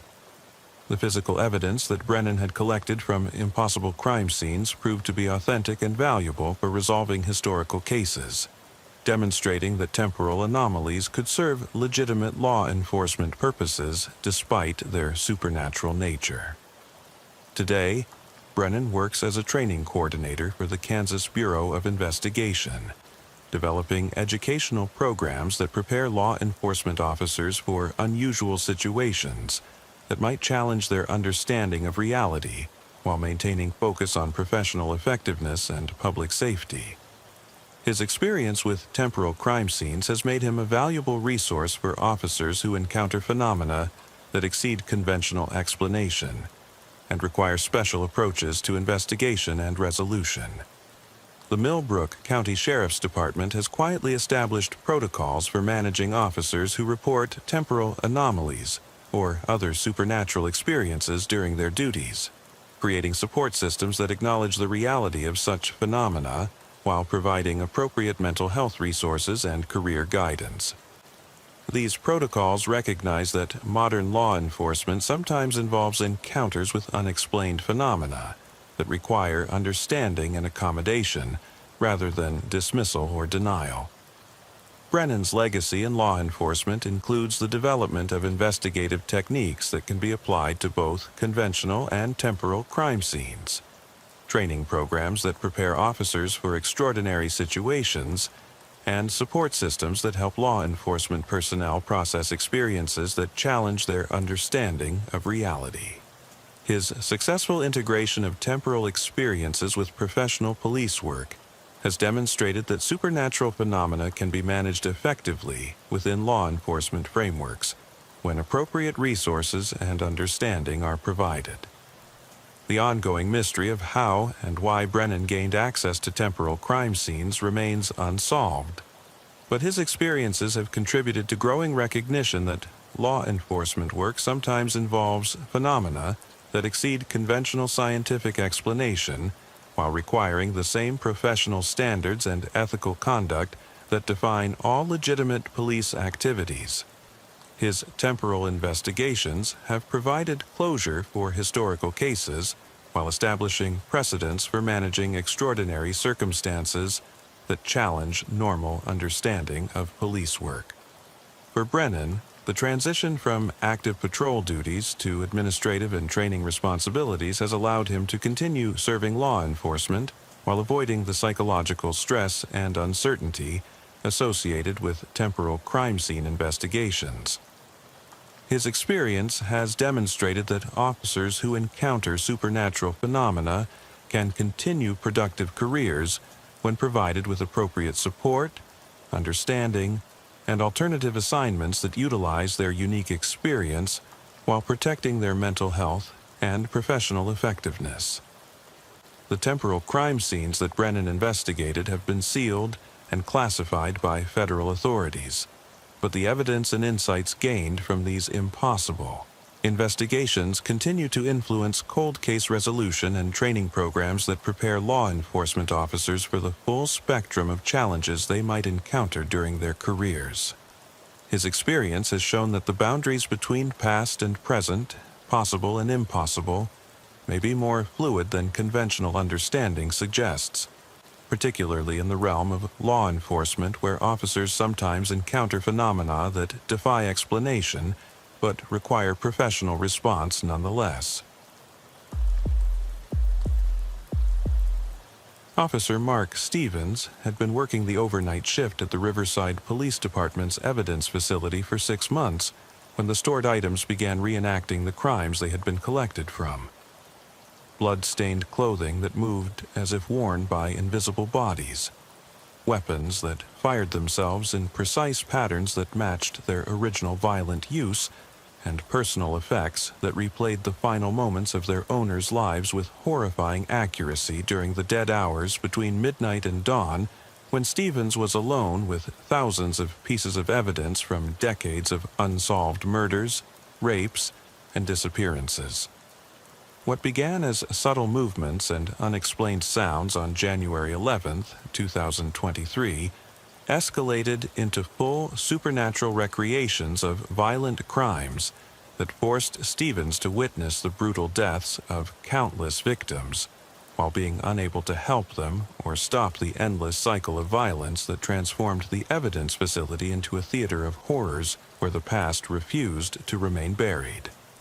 The Riverside Police Department's evidence facility was housed in a converted warehouse that had been originally built in the 1940s as a storage facility for military supplies during World War II, but had been repurposed for law enforcement use in the 1970s, when the department's growing caseload required more space for storing physical evidence from criminal investigations.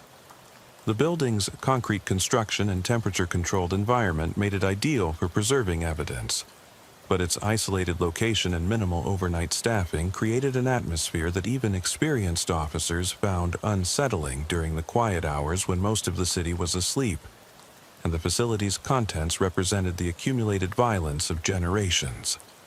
Stevens's assignment to the evidence facility reflected his status as one of the department's newest officers, but his background in warehouse management and inventory control made him well-suited for the organizational challenges of maintaining thousands of evidence items in proper storage conditions while ensuring chain-of-custody requirements and providing access for investigators and attorneys who needed specific materials for ongoing cases and court proceedings. The overnight shift involved routine security checks, climate monitoring, and processing new evidence deliveries from day shift officers who had completed their investigations and needed to transfer materials to secure storage. The facility contained evidence from cases dating back to the 1960s, including numerous unsolved murders and violent crimes that had generated extensive physical evidence, but had never been successfully prosecuted due to lack of witnesses, insufficient investigative resources, or technical limitations that had prevented effective analysis of complex forensic materials. The older evidence sections contained items that predated modern forensic techniques, and represented hundreds of victims whose killers had never been identified or brought to justice, creating an atmosphere of unresolved tragedy that seemed to permeate the building's institutional environment. Stevens's first encounter with supernatural activity occurred during a routine security check of a Section C, which housed evidence from homicide investigations dating from the 1980s and 1990s, when he noticed that several evidence boxes had been moved from their assigned storage locations despite the facility's strict access controls and surveillance systems that should have documented any unauthorized handling of stored materials. The displaced boxes contained clothing, weapons, and personal effects from various murder cases, but there was no indication of how they had been moved or why they had been rearranged in specific patterns that seemed deliberate rather than random. Investigation of the surveillance footage revealed no evidence of human intrusion or technical malfunction that might explain the movement of evidence boxes, but careful review of the recordings showed subtle visual anomalies, brief shadows that didn't correspond to any physical objects, temperature variations that caused condensation patterns on metal surfaces, and electromagnetic interference that created distortions in the video quality during specific time periods when the evidence movement had apparently occurred. The second incident involved evidence from a particularly brutal murder case from 1987, when Stevens discovered that a blood-stained dress from the victim had somehow become saturated with fresh blood, despite having been dried and properly preserved for over 30 years in secure storage conditions. The dress appeared to be worn by an invisible body that was moving through the storage area, leaving bloody footprints and handprints on surfaces throughout Section C, while reenacting what appeared to be the victim's final moments before her death. Stevens's attempts to document the supernatural activity using his cell phone camera resulted in footage that captured the blood trail and evidence of invisible movement, but failed to show any human figures or identifiable sources for the paranormal phenomena. The recordings provided proof that something extraordinary was occurring in the evidence facility, but offered no explanations for the mechanisms behind the supernatural reenactments or guidance for how to respond to situations that fell outside normal law enforcement protocols. The pattern escalated rapidly as more evidence items began exhibiting supernatural activity during Stevens's overnight shifts, with weapons discharging in patterns that matched their original criminal use, personal jewelry moving as if worn by invisible victims, and DNA samples spontaneously reorganizing themselves in ways that spelled out names, dates, and locations related to unsolved crimes. The evidence facility became a supernatural crime scene, where past violence was being replayed continuously, forcing Stevens to witness hundreds of murders, assaults, and other violent crimes that had occurred throughout the department's history. The psychological impact of witnessing supernatural reenactments of violent crimes on a nightly basis created severe mental health challenges for Stevens, who found himself unable to sleep during off-duty hours due to intrusive memories of the horrific scenes he had been forced to observe. The constant exposure to violence, even in supernatural form, triggered symptoms consistent with post-traumatic stress disorder, including nightmares, anxiety attacks, and difficulty maintaining normal social relationships due to his preoccupation with the endless cycle of violence he encountered at work. More disturbing was Stevens's realization that the supernatural reenactments were not random replays of past events, but seemed to be attempts by the victims to communicate information about their deaths that had not been discovered during the original investigations. The invisible figures moved in patterns that pointed toward specific pieces of evidence, arranged objects in ways that suggested relationships between different cases, and appeared to be trying to provide clues that might help solve their murders and bring their killers to justice. Stevens began documenting the supernatural communications using detailed notes about evidence movements, photographic patterns, and object arrangements that seemed to contain investigative information. His records revealed connections between supposedly unrelated cases, suggested new suspects in unsolved murders, and provided insights about crime scenes that had not been apparent to the original investigators. However, his attempts to share this supernatural intelligence with detectives and supervisors were met with skepticism and concerns about his mental health that threatened his career and credibility within the department. Dr. Elizabeth Rodriguez, a forensic psychologist consulted by the police department, evaluated Stevens's mental health status and found evidence of severe stress and trauma symptoms, but no indication of psychotic disorders or delusional thinking that might explain hallucinations. Dr. Rodriguez's assessment confirmed that Stevens was experiencing genuine psychological distress from real or perceived supernatural encounters, but could not determine whether the phenomena he reported were objectively real or the product of environmental stressors and isolation that had created susceptibility to paranormal experiences. The investigation into Stevens's reports revealed that similar supernatural activity had been reported sporadically by previous overnight staff at the evidence facility, but these reports had been dismissed as stress-related hallucinations or attempts to seek attention and reassignment to more desirable duties. The historical pattern of paranormal reports suggested that the evidence facility had been experiencing supernatural phenomena for years, but the department's institutional culture had discouraged acknowledgement or investigation of such incidents. Technical analysis of the evidence facility's environmental conditions revealed electromagnetic anomalies and temperature variations that could not be explained through conventional building systems or equipment malfunction. The anomalies were most pronounced in areas where the oldest evidence was stored, particularly items from unsolved murder cases where the victims had died under violent circumstances and their killers had never been brought to justice. The most significant supernatural incident occurred when Stevens witnessed a complete reenactment of a triple murder from 1992, with invisible figures moving through the evidence storage area, while blood appeared on walls and floors, in patterns that matched the original crime scene. The supernatural replay provided details about the murders that had not been documented in the case files, including the presence of a fourth victim who had apparently survived the initial attack but had been killed to prevent identification of the perpetrator. Stevens's documentation of the supernatural murder reenactment led to the reopening of the 1992 case and the identification of new evidence that had been overlooked during the original investigation. The supernatural intelligence proved accurate when verified against available records, and led to the arrest of a suspect who had evaded detection for over 30 years. However, the success of the supernatural investigation came at enormous psychological cost to Stevens, who had been forced to witness detailed recreations of brutal murders while being unable to intervene or help the victims.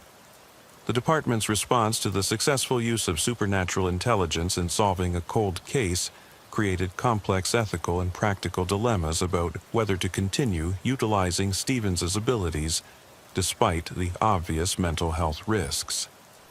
The potential for solving numerous unsolved cases through supernatural communication with victims was compelling from a justice perspective, but the psychological damage to Stevens raised questions about whether such methods were ethically acceptable, even if they produced positive investigative results. Stevens's supervisor, Lieutenant Patricia Chang, made the decision to limit his exposure to the supernatural phenomena by assigning him to work with a partner during overnight shifts and restricting his access to evidence from the most violent unsolved cases. However, the presence of other staff members seemed to inhibit the supernatural activity, and the paranormal communication ceased when Stevens was not alone in the evidence facility, suggesting that the isolation and vulnerability of solo overnight work were necessary conditions for the supernatural contact. The final incident that led to Stevens' departure from the evidence facility occurred when he witnessed supernatural reenactments of crimes that had not yet been committed, with invisible figures demonstrating murders and assaults that would occur in the future unless prevented through police intervention. The precognitive supernatural communications placed Stevens in the position of having advanced knowledge of planned crimes, but without sufficient detail to identify specific victims or locations that would allow effective prevention efforts. Stevens's attempts to use the precognitive supernatural intelligence to prevent future crimes were largely unsuccessful due to the incomplete nature of the information and the difficulty of convincing investigators to act on supernatural guidance that could not be verified through conventional means. The frustration of possessing knowledge about planned violence while being unable to prevent it created additional psychological trauma that pushed Stevens beyond his capacity to cope with the supernatural demands of his position. Stevens submitted his resignation from the police department after 8 months of supernatural contact with crime victims, citing the impossibility of continuing to work in an environment where he was constantly exposed to violence and trauma that exceeded normal human capacity to process and understand. His departure represented the loss of a potentially valuable resource for solving cold cases, but his mental health and personal safety required removing him from circumstances that had transformed evidence storage into a form of psychological torture.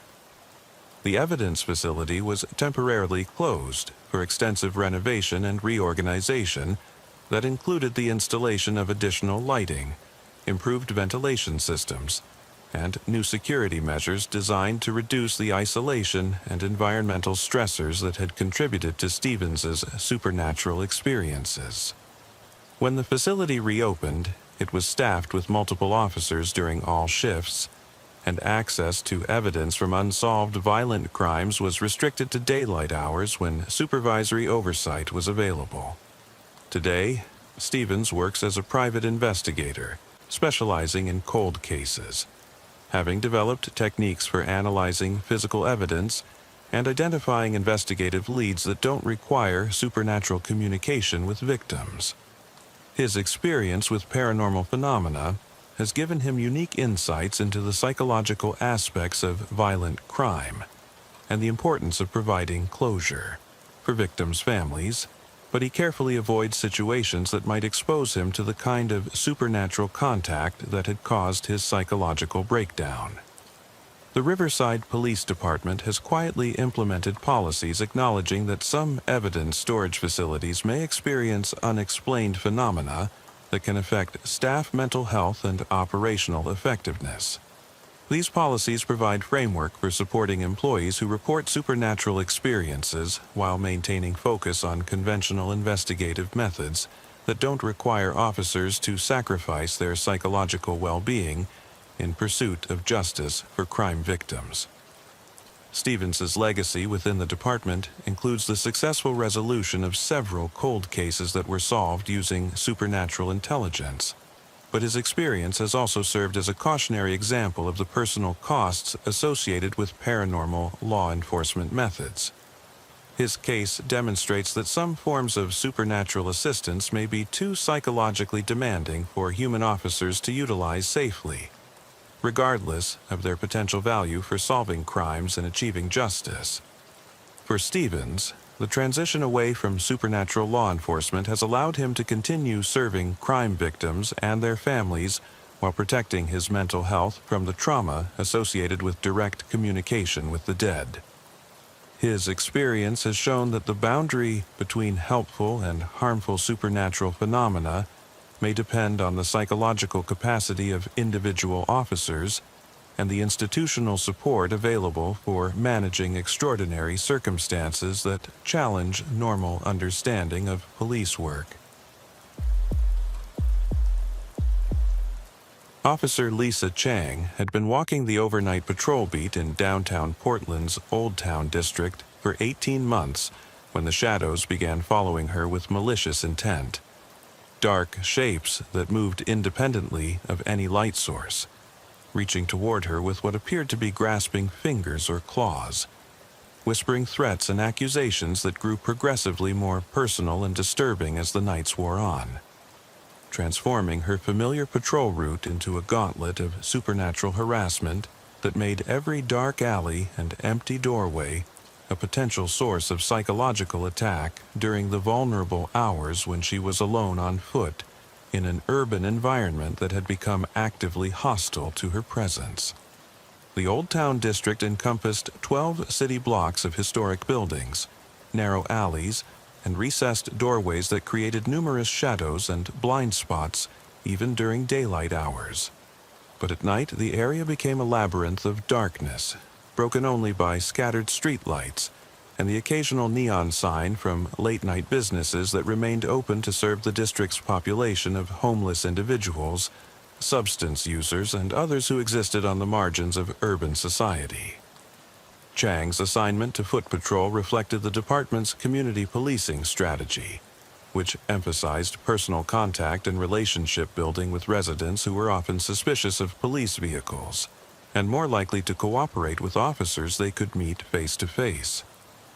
Chang had volunteered for the challenging assignment because her fluency in multiple languages and her background in social work made her effective at de-escalating conflicts and connecting vulnerable individuals with social services and support resources that could address underlying problems rather than simply processing them through the criminal justice system.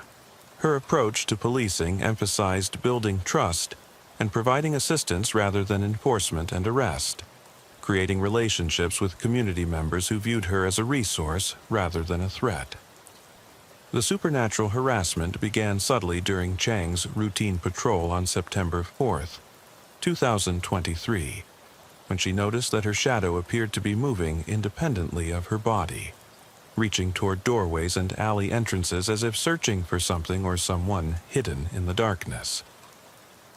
Initially, she attributed the anomaly to the complex interplay of multiple light sources creating optical illusions.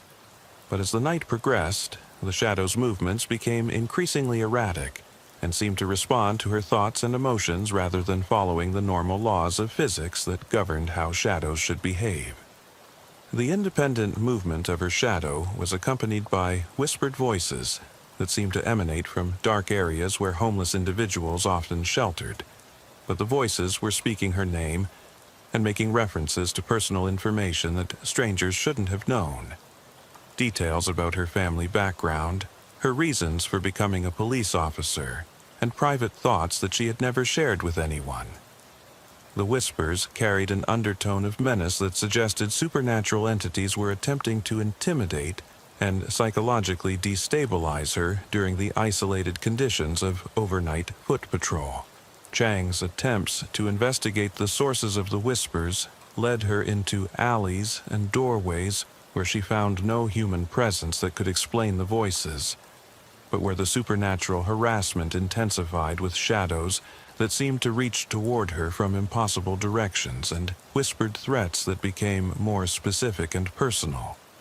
The entities appeared to possess knowledge about her past experiences, her fears and vulnerabilities, and her personal relationships in ways that suggested long-term observation and malicious intent.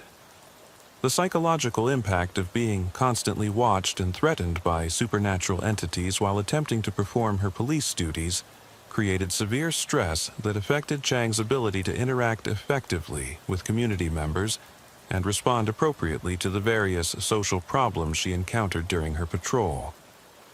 The knowledge that hostile supernatural forces were monitoring her every movement and looking for opportunities to attack made it difficult to maintain the calm, professional demeanor that was essential for successful community policing. More disturbing was Chang's realization that the supernatural entities seemed to be attempting to manipulate her behavior and decision-making processes by creating distractions and psychological pressure during critical moments when she needed to respond to emergencies or make important judgments about how to handle dangerous situations. The whispered threats and shadow movements would intensify whenever she encountered domestic violence incidents, mental health crises, or other volatile situations where her intervention could mean the difference between safety and tragedy. The supernatural harassment appeared to be designed to compromise Chang's effectiveness as a police officer by creating constant fear and distraction that would prevent her from providing appropriate assistance to community members who depended on her protection and support. The entities seemed to understand that undermining her confidence and decision-making abilities would have cascading effects on public safety and community trust that extended far beyond their direct attacks on her personal well-being. Chang's supervisor, Sergeant Michael Davis, initially attributed her reports of supernatural harassment to the stress associated with foot patrol work in a challenging urban environment. But his own observation of Chang's patrol activities revealed unexplained phenomena that corroborated her accounts of supernatural attacks.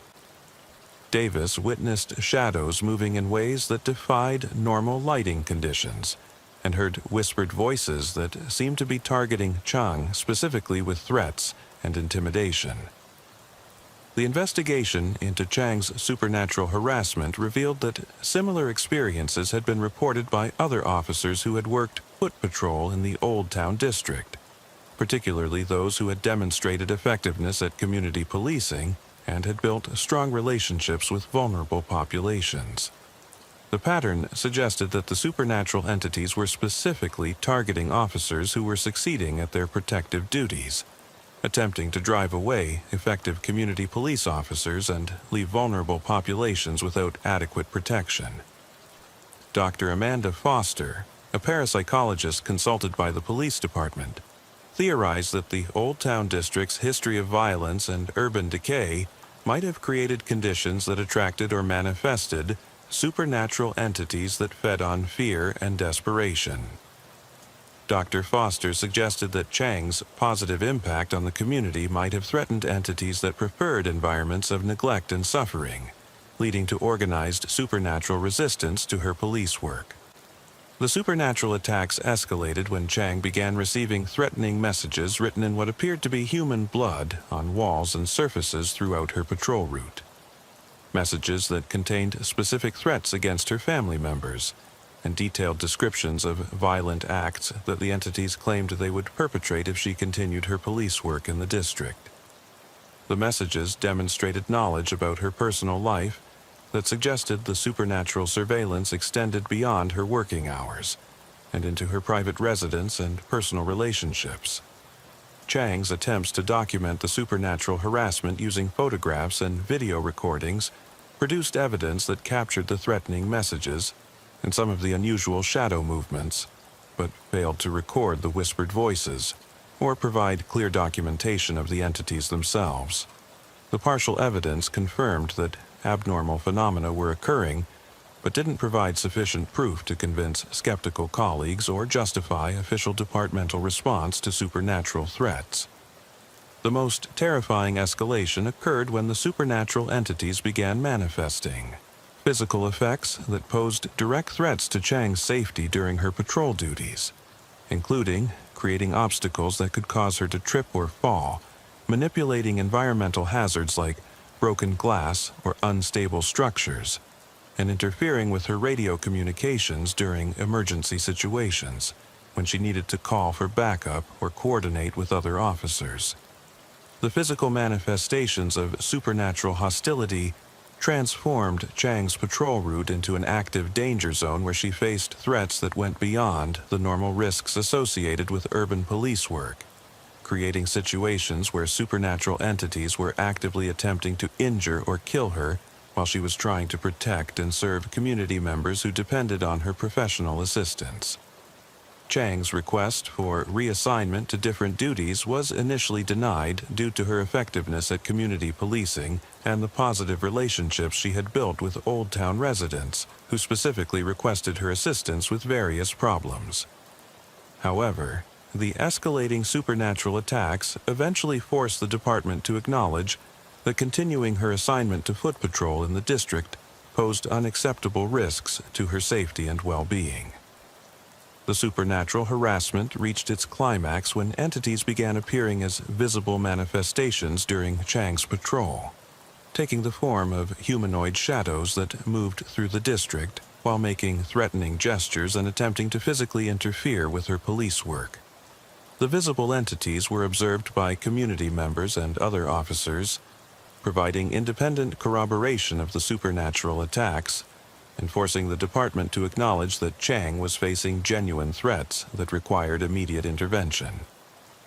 Dr. Robert Kim, a police psychologist, evaluated Chang's mental health status and found evidence of severe stress and trauma symptoms resulting from prolonged exposure to supernatural harassment, but no indication of psychological disorders that might explain hallucinatory experiences.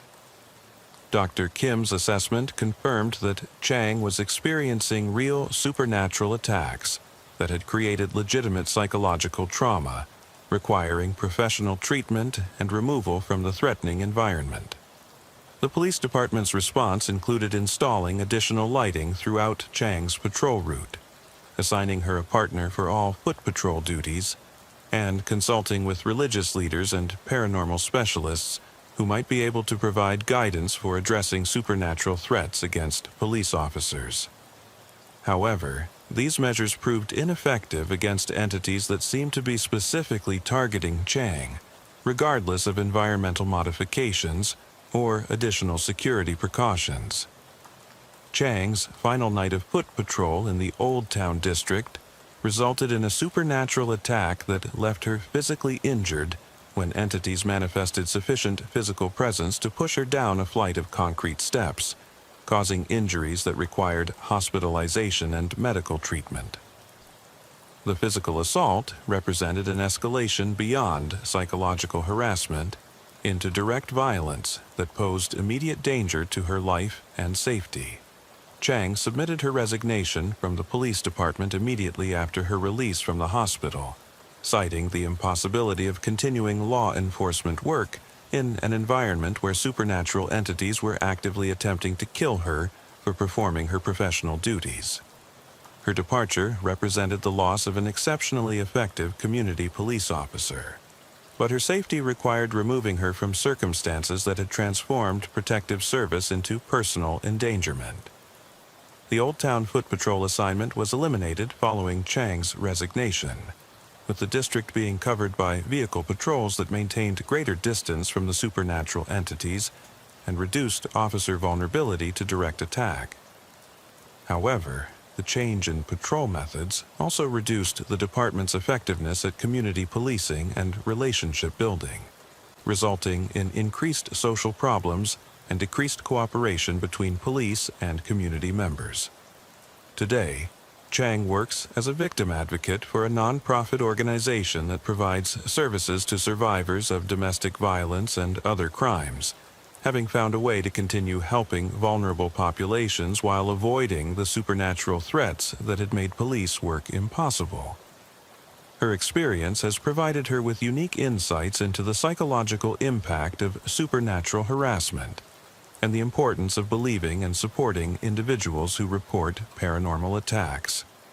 The Portland Police Bureau has quietly developed protocols for managing officers who report supernatural harassment or threats, providing mental health support and alternative assignments that protect officer safety, while acknowledging the reality of paranormal phenomena that can affect law enforcement work. These protocols recognize that some forms of police work may expose officers to supernatural threats that require understanding and accommodation, rather than dismissal or skepticism. Chang's legacy within the department includes the successful community relationships she built during her time in Old Town, and the policy changes that provide better support for officers who encounter supernatural phenomena during their duties. Her case has demonstrated that supernatural threats against police officers can be real and dangerous, requiring institutional responses that protect officer safety while maintaining focus on public service and community protection.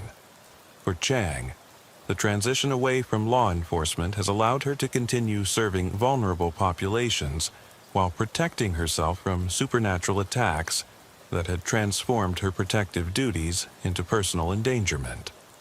Her experience has shown that some environments may be too dangerous for police work when supernatural entities actively oppose law enforcement presence and are willing to use violence to drive officers away from communities that need protection. The ongoing mystery of why supernatural entities targeted Chang, specifically for harassment and violence, remains unsolved, but her experience has contributed to growing awareness within law enforcement that Some threats to officer safety may come from sources that exceed conventional understanding, while requiring the same professional response and institutional support that protects officers from more conventional dangers. Officer Brian Murphy had been monitoring the overnight radio frequencies for the Essex County Sheriff's Department for 4 years when the emergency calls began coming from people who had been dead for decades.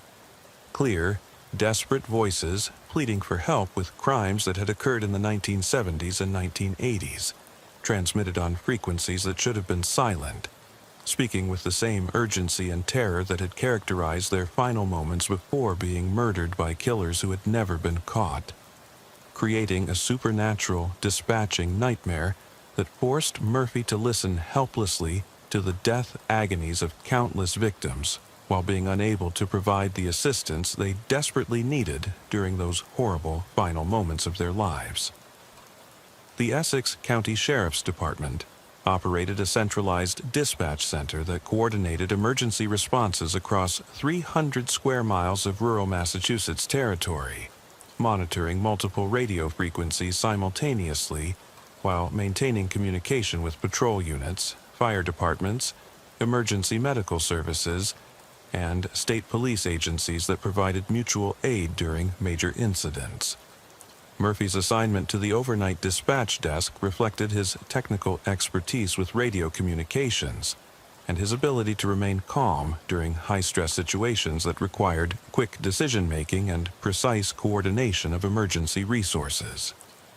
The dispatch center was housed in the basement of the county courthouse, a building that had been constructed in 1923 and had served as the hub of law enforcement activity for the region throughout its history, including periods when communication technology was primitive and emergency response capabilities were limited compared to modern standards. The radio equipment occupied a room that had been retrofitted multiple times to accommodate advancing technology, but which retained much of its original architecture and institutional atmosphere that reflected decades of emergency communications and crisis management. Murphy's duties involved monitoring 6 different radio frequencies simultaneously while maintaining logs of all communications, dispatching appropriate emergency units to reported incidents, and coordinating with neighboring jurisdictions when situations required resources beyond Essex County's capabilities. The overnight shift was typically quieter than day or evening hours, but still required constant attention and readiness to respond to emergencies that could develop rapidly and require immediate action to prevent loss of life or property. The supernatural emergency calls began during Murphy's shift on November 8, 2023, when an older analog frequency that had been abandoned for over a decade suddenly activated with a woman's voice frantically reporting a home invasion in progress at an address that Murphy recognized from cold case files as the location of an unsolved murder from 1979. The caller identified herself as Margaret Holloway, providing details about armed intruders who had broken into her farmhouse and were threatening to kill her and her 2 young children unless she revealed the location of money they believed was hidden in the house. Murphy's immediate response was to dispatch patrol units to the address, but the farmhouse had been demolished in 1995 following a fire, and the property was now vacant land that showed no signs of current habitation or criminal activity. The responding officers found nothing unusual at the location, but Murphy's radio continued receiving Margaret Holloway's increasingly desperate calls for help, as she described the torture and sexual assault that preceded her murder and the brutal killing of her children who had witnessed the invasion. The calls from Margaret Holloway lasted for 47 minutes, documenting in horrific detail the home invasion murder that had remained unsolved for over 40 years. Murphy was forced to listen to the entire supernatural replay of the murders while being unable to provide any assistance or intervention that might have saved the victims from their terrible fate. Investigation of the radio frequency revealed that the abandoned analog channel should have been completely inactive, with no technical explanation for how it could carry voice communications or how those communications could originate from a location where no radio equipment existed. The frequency had been decommissioned when the county upgraded to digital radio systems, and all transmitting equipment had been removed or repurposed for other uses. The second supernatural emergency call occurred 3 nights later, when Murphy received a transmission from Robert Chen, a college student who had been murdered in 1983 while working as a night security guard at a warehouse that had subsequently been converted into apartment buildings. Chen's voice described in real time the approach of armed robbers who had expected the warehouse to be empty, but had encountered him during their break-in attempt, and had decided to eliminate the witness to their crime. Chen's supernatural emergency call provided details about the robbery and murder that had never been discovered during the original investigation, including information about additional perpetrators who had not been identified as suspects and evidence that had been overlooked at the crime scene. Murphy was forced to listen as Chen described his own torture and murder while pleading for police assistance that could never arrive in time to save him from killers who had escaped justice for 40 years. The pattern established by the first 2 supernatural calls continued with increasing frequency as Murphy's radio began receiving emergency transmissions from victims of unsolved murders throughout Essex County's history, each call providing real-time documentation of violent crimes that had occurred decades earlier, while forcing Murphy to experience the helplessness and frustration of being unable to provide assistance to people who were crying out for help during their final moments of life. The psychological impact of listening to detailed descriptions of torture, sexual assault, and murder on a nightly basis created severe mental health challenges for Murphy, who found himself unable to disconnect emotionally from the supernatural emergency calls despite knowing that the victims had been dead for decades and that no intervention was possible. The constant exposure to violence and human suffering began affecting his ability to sleep, maintain personal relationships, and function effectively during his off-duty hours. More disturbing was Murphy's realization that the supernatural emergency calls were not random replays of past events, but seemed to be attempts by murder victims to communicate information that could lead to the identification and prosecution of their killers. The calls included details about perpetrators' physical appearances, vehicle descriptions, and criminal methods that had not been documented in the original case files, suggesting that the victims retained memories and knowledge that could be valuable for solving their murders. Murphy began documenting the supernatural emergency calls in detailed logs that recorded the victims' identities, the circumstances of their deaths, and the investigative information they provided during their desperate pleas for help. His records revealed patterns connecting multiple unsolved murders, identified potential suspects who had not been considered during the original investigations, and provided new leads that could be pursued by cold case detectives if they were willing to act on supernatural intelligence. However, Murphy's attempts to share the supernatural emergency information with investigators and supervisors were met with skepticism and concern about his mental health that threatened his career and credibility within the department. The detailed nature of the information and its apparent accuracy when verified against case files created confusion about how Murphy could have gained access to investigative details that were not generally available to dispatch personnel. Dr. Patricia Williams, a forensic psychologist consulted by the Sheriff's Department, evaluated Murphy's mental health status and found evidence of severe stress and trauma symptoms resulting from repeated exposure to supernatural descriptions of violence, but no indication of psychological disorders that might explain hallucinatory experiences. Dr. Williams confirmed that Murphy was experiencing genuine psychological distress from real or perceived supernatural communications, but could not determine the objective reality of the phenomena he reported. The investigation into Murphy's supernatural emergency calls revealed that similar experiences had been reported by previous overnight dispatchers, but these reports had been dismissed as stress-related hallucinations or attempts to seek attention and reassignment to different duties. The historical pattern of paranormal reports suggested that the dispatch center had been experiencing supernatural phenomena for years, but the department's institutional culture had discouraged acknowledgement or investigation of such incidents.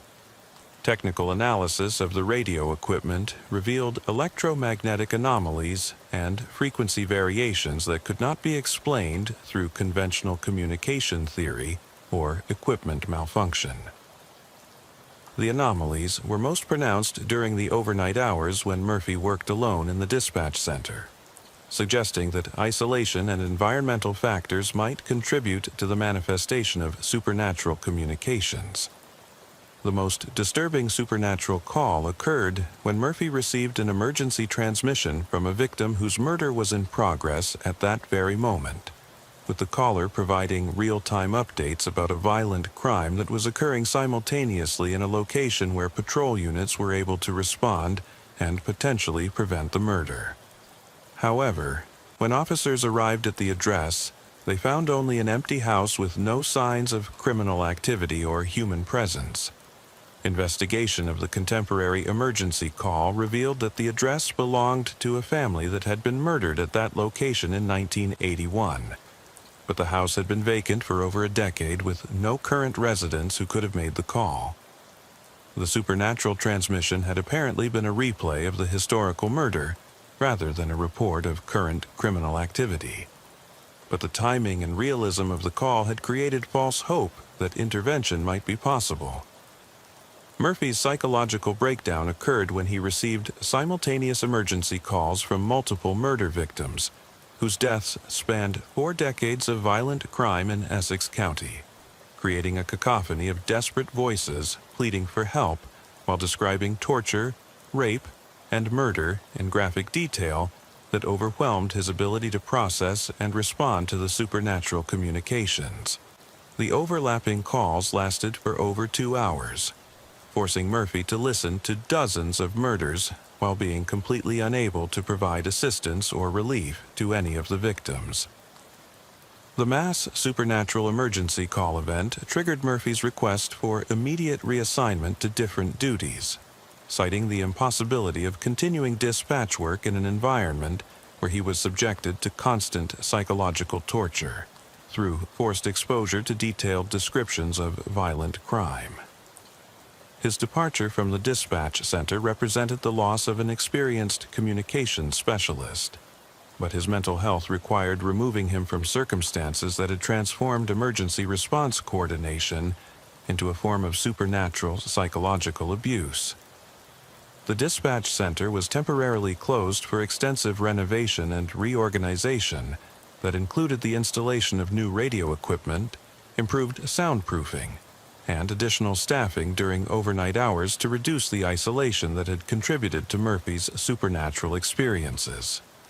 When the center reopened, it was staffed with multiple dispatchers during all shifts, and access to historical case files was restricted to prevent dispatchers from gaining knowledge that might influence their perception of supernatural communications. However, the supernatural emergency calls continued despite the environmental modifications and staffing changes, suggesting that the phenomena were not dependent on individual susceptibility or environmental conditions, but represented a genuine supernatural characteristic of the dispatch center that would affect any personnel assigned to monitor radio communications during overnight hours. Sheriff Robert Martinez made the decision to relocate dispatch operations to a modern facility that had no historical connection to violent crime or traumatic events, hoping that a change of location might eliminate the supernatural communications that it created psychological hazards for dispatch personnel. The old dispatch center was converted to storage use and sealed to prevent future exposure of staff to supernatural phenomena that had proven impossible to control or eliminate. Today, Murphy works as a 911 operator for a private ambulance service in a different state, having relocated to escape the memories and trauma associated with his supernatural dispatch experiences in Essex County. His new position involves coordinating emergency medical responses without the psychological burden of supernatural communications from murder victims, allowing him to continue serving public safety while protecting his mental health from further exposure to paranormal phenomena. The Essex County Sheriff's Department has implemented policies acknowledging that some communication facilities may experience supernatural phenomena that can affect staff mental health and operational effectiveness, providing framework for supporting employees who report paranormal experiences while maintaining focus on conventional emergency response methods that don't require personnel to sacrifice their psychological well-being in service of supernatural communications. Murphy's legacy within the department includes the documentation of numerous unsolved murders that were described in detail during supernatural emergency calls, providing investigative leads that have contributed to the resolution of several cold cases. However, his experience has also served as a cautionary example of the personal costs associated with supernatural law enforcement communications, and the importance of protecting personnel from psychological hazards that exceed normal occupational stressors. The ongoing mystery of why murder victims are able to communicate through abandoned radio frequencies remains unsolved, but Murphy's experience has contributed to growing awareness within law enforcement that some communication systems may be susceptible to supernatural interference that requires acknowledgement and management rather than denial or dismissal. His case demonstrates that the boundary between normal emergency communications and supernatural phenomena may be more permeable than conventional understanding suggests, particularly in facilities with long histories of emergency response and crisis management. For Murphy, the transition away from supernatural emergency communications has allowed him to continue serving public safety while protecting his mental health from the trauma associated with forced exposure to detailed descriptions of violent crime. His experience has shown that some forms of supernatural contact may be too psychologically demanding for human operators to manage safely, regardless of their potential value for solving crimes and achieving justice for murder victims. The supernatural emergency calls that tormented Murphy during his time as an overnight dispatcher continued to occur in the sealed dispatch center, with security personnel reporting occasional radio transmissions from the abandoned facility during late-night hours. Whether these continuing communications represent ongoing attempts by murder victims to seek help or simply electromagnetic echoes of past supernatural contact remains unclear. But the phenomenon serves as a permanent reminder of the psychological costs associated with supernatural law enforcement communications. Officer Daniel Rodriguez had been conducting overnight prisoner interviews at the Clearwater County Detention Center for 7 years when the suspects began confessing to crimes they hadn't committed.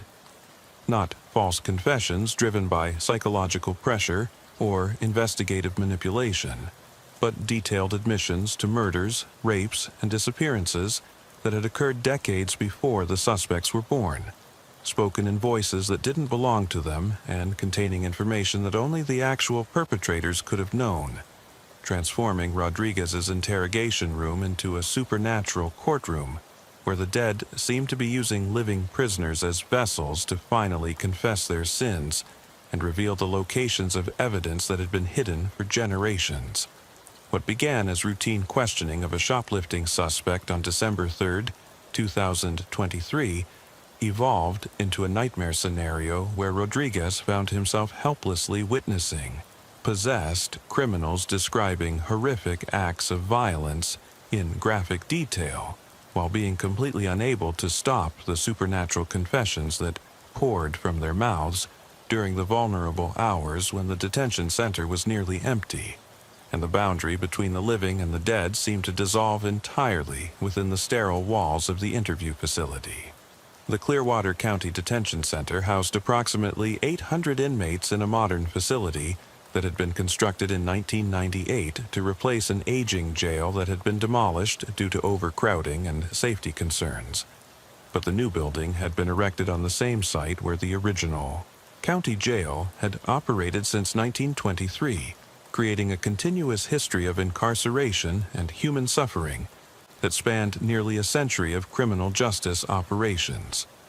The overnight shift to the detention center required skeleton staffing that left individual officers responsible for monitoring large sections of the facility, while conducting necessary interviews with prisoners who had been arrested during evening hours and needed to be processed before morning court appearances. Rodriguez's assignment to the overnight interview schedule reflected his expertise in criminal psychology and his ability to extract information from reluctant suspects through patient questioning and psychological insight that helped him understand the motivations and methods of various criminal personalities. His success rate at obtaining confessions and gathering intelligence about criminal enterprises made him a valuable asset to the detective division, which relied on his overnight interrogations to build cases against suspects who might become less cooperative after consulting with attorneys or having time to develop coordinated defense strategies. The interview room where Rodriguez conducted his questioning was located in the basement level of the detention center, a sterile environment equipped with recording equipment and designed to create psychological pressure on suspects while ensuring their constitutional rights were protected during the interrogation process. The room's institutional lighting, bare concrete walls, and minimal furnishings created an atmosphere of isolation and vulnerability that experienced interrogators understood could be psychologically advantageous for encouraging truthful responses from individuals who might otherwise attempt to mislead investigators about their criminal activities. The supernatural confessions began during Rodriguez's routine questioning of Marcus Thompson, a 23-year-old man who had been arrested for shoplifting electronic equipment from a department store, but who suddenly began describing in horrific detail the rape and murder of an 8-year-old girl named Sarah Chen, a crime that had occurred in 1987 when Thompson had been an infant and could not possibly have been involved in the violent death that had remained unsolved for over 30 years. Thompson's voice changed as he spoke, taking on the speech patterns and regional accent of someone from a different geographical area, while his facial expressions and body language transformed in ways that suggested he was no longer entirely himself during the supernatural confession. The details Thompson provided about Sarah Chen's murder included information that had never been released to the public and matched evidence from the original crime scene that only the actual perpetrator could have known, including the specific type of rope used to bind the victim, the location where her body had been disposed of, and the personal items that had been taken as trophies by the killer. Thompson spoke as if he were reliving the murder from the perpetrator's perspective, describing the planning, execution, and aftermath of the crime with emotional detachment that suggested he was serving as a conduit for someone else's memories and experiences. Rodriguez's attempts to interrupt Thompson's confession and redirect the questioning to the shoplifting charges met with resistance as Thompson continued his detailed description of the child murder, apparently compelled to complete the supernatural confession regardless of Rodriguez's efforts to control the interrogation. The recording equipment captured every word of Thompson's impossible testimony, creating an audio record of a confession that could potentially solve a decades-old murder case, but which had been obtained through supernatural means that challenged the legal and ethical frameworks that governed criminal interrogations. The psychological impact of listening to detailed descriptions of child murder spoken through the mouth of a young man who had clearly been possessed by the spirit of a deceased killer created immediate trauma for Rodriguez, who found himself trapped in the interview room with the suspect who was no longer entirely human and who was describing acts of violence that exceeded normal human capacity to process and understand. The supernatural confession lasted for 2 hours and 17 minutes, during which Thompson provided information about multiple child murders that had occurred throughout the 1980s and 1990s, all committed by the same killer who had apparently died without ever being caught or identified. When the supernatural confession finally ended, Thompson collapsed in exhaustion and claimed to have no memory of what he had said during the interrogation, genuinely confused about why he was being questioned about child murders when he had only been arrested for shoplifting. His bewilderment appeared authentic, suggesting that he had been completely unaware of the supernatural possession that had used his body to confess to crimes he had never committed, leaving Rodriguez with the disturbing realization that he had witnessed something that exceeded normal understanding of human consciousness and criminal behavior. The investigation into Thompson's supernatural confession revealed that the details he had provided were accurate when compared to original case files from the unsolved child murders, confirming that the information could only have come from someone with direct knowledge of the crimes or access to evidence that had been carefully protected throughout the investigations. The precision and completeness of the supernatural testimony suggested that the actual perpetrator's consciousness had somehow survived death and was attempting to confess through living individuals who had been brought into the detention center's interview room. Dr. Elizabeth Martinez, a forensic psychologist consulted by the Sheriff's Department, evaluated Thompson's mental health status and found no evidence of psychological disorders that might explain his detailed knowledge of crimes that had occurred before his birth. Thompson's psychological profile indicated normal cognitive function and no history of violent behavior or criminal activity beyond minor property crimes, making it impossible to explain his supernatural confession through conventional psychological or criminological theories. The second supernatural confession occurred 1 week later, when Rodriguez was interviewing Patricia Williams, a 38-year-old woman who had been arrested for driving under the influence, but who suddenly began describing her participation in a series of armed robberies that had occurred in the 1970s, speaking in a gravelly male voice that clearly didn't belong to her, while providing detailed information about bank robberies, armored car heists, and the murder of security guards who had attempted to resist the criminal enterprise.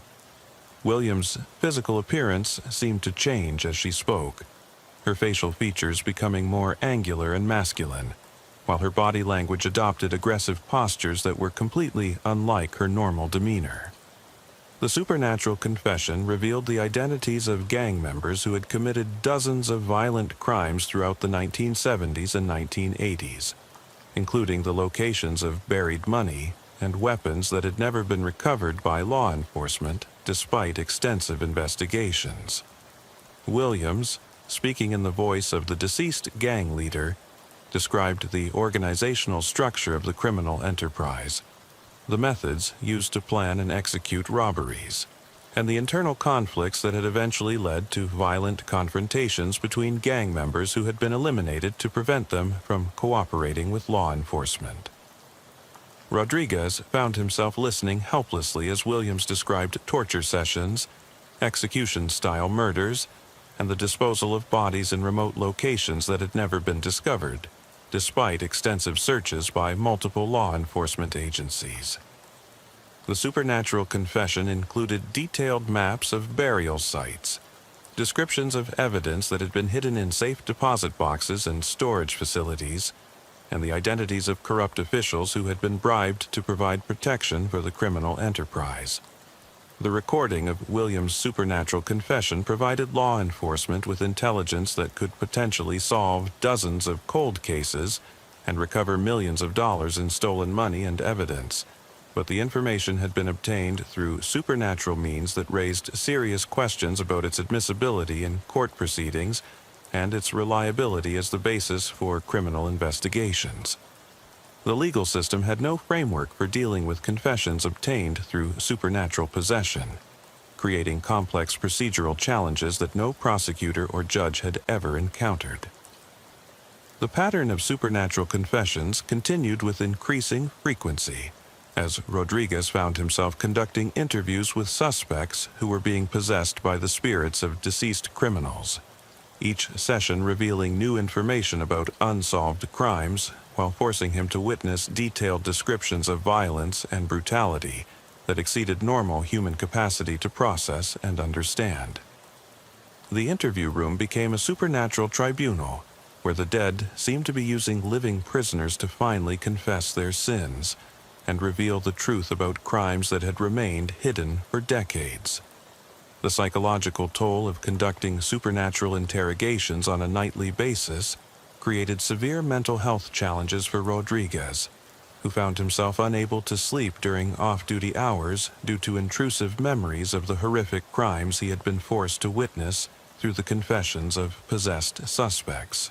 The constant exposure to detailed descriptions of murder, rape, torture, and other forms of violence began affecting his ability to maintain normal social relationships and function effectively in his personal life outside of work.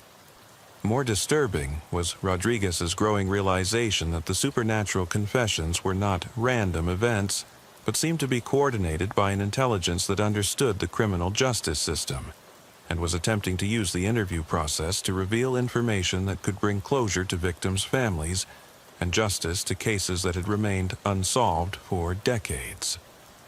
The possessed suspects seemed to be chosen specifically for their vulnerability to supernatural influence, with individuals who had histories of substance abuse, mental illness, or psychological trauma being more susceptible to possession by deceased criminals who wanted to confess their crimes.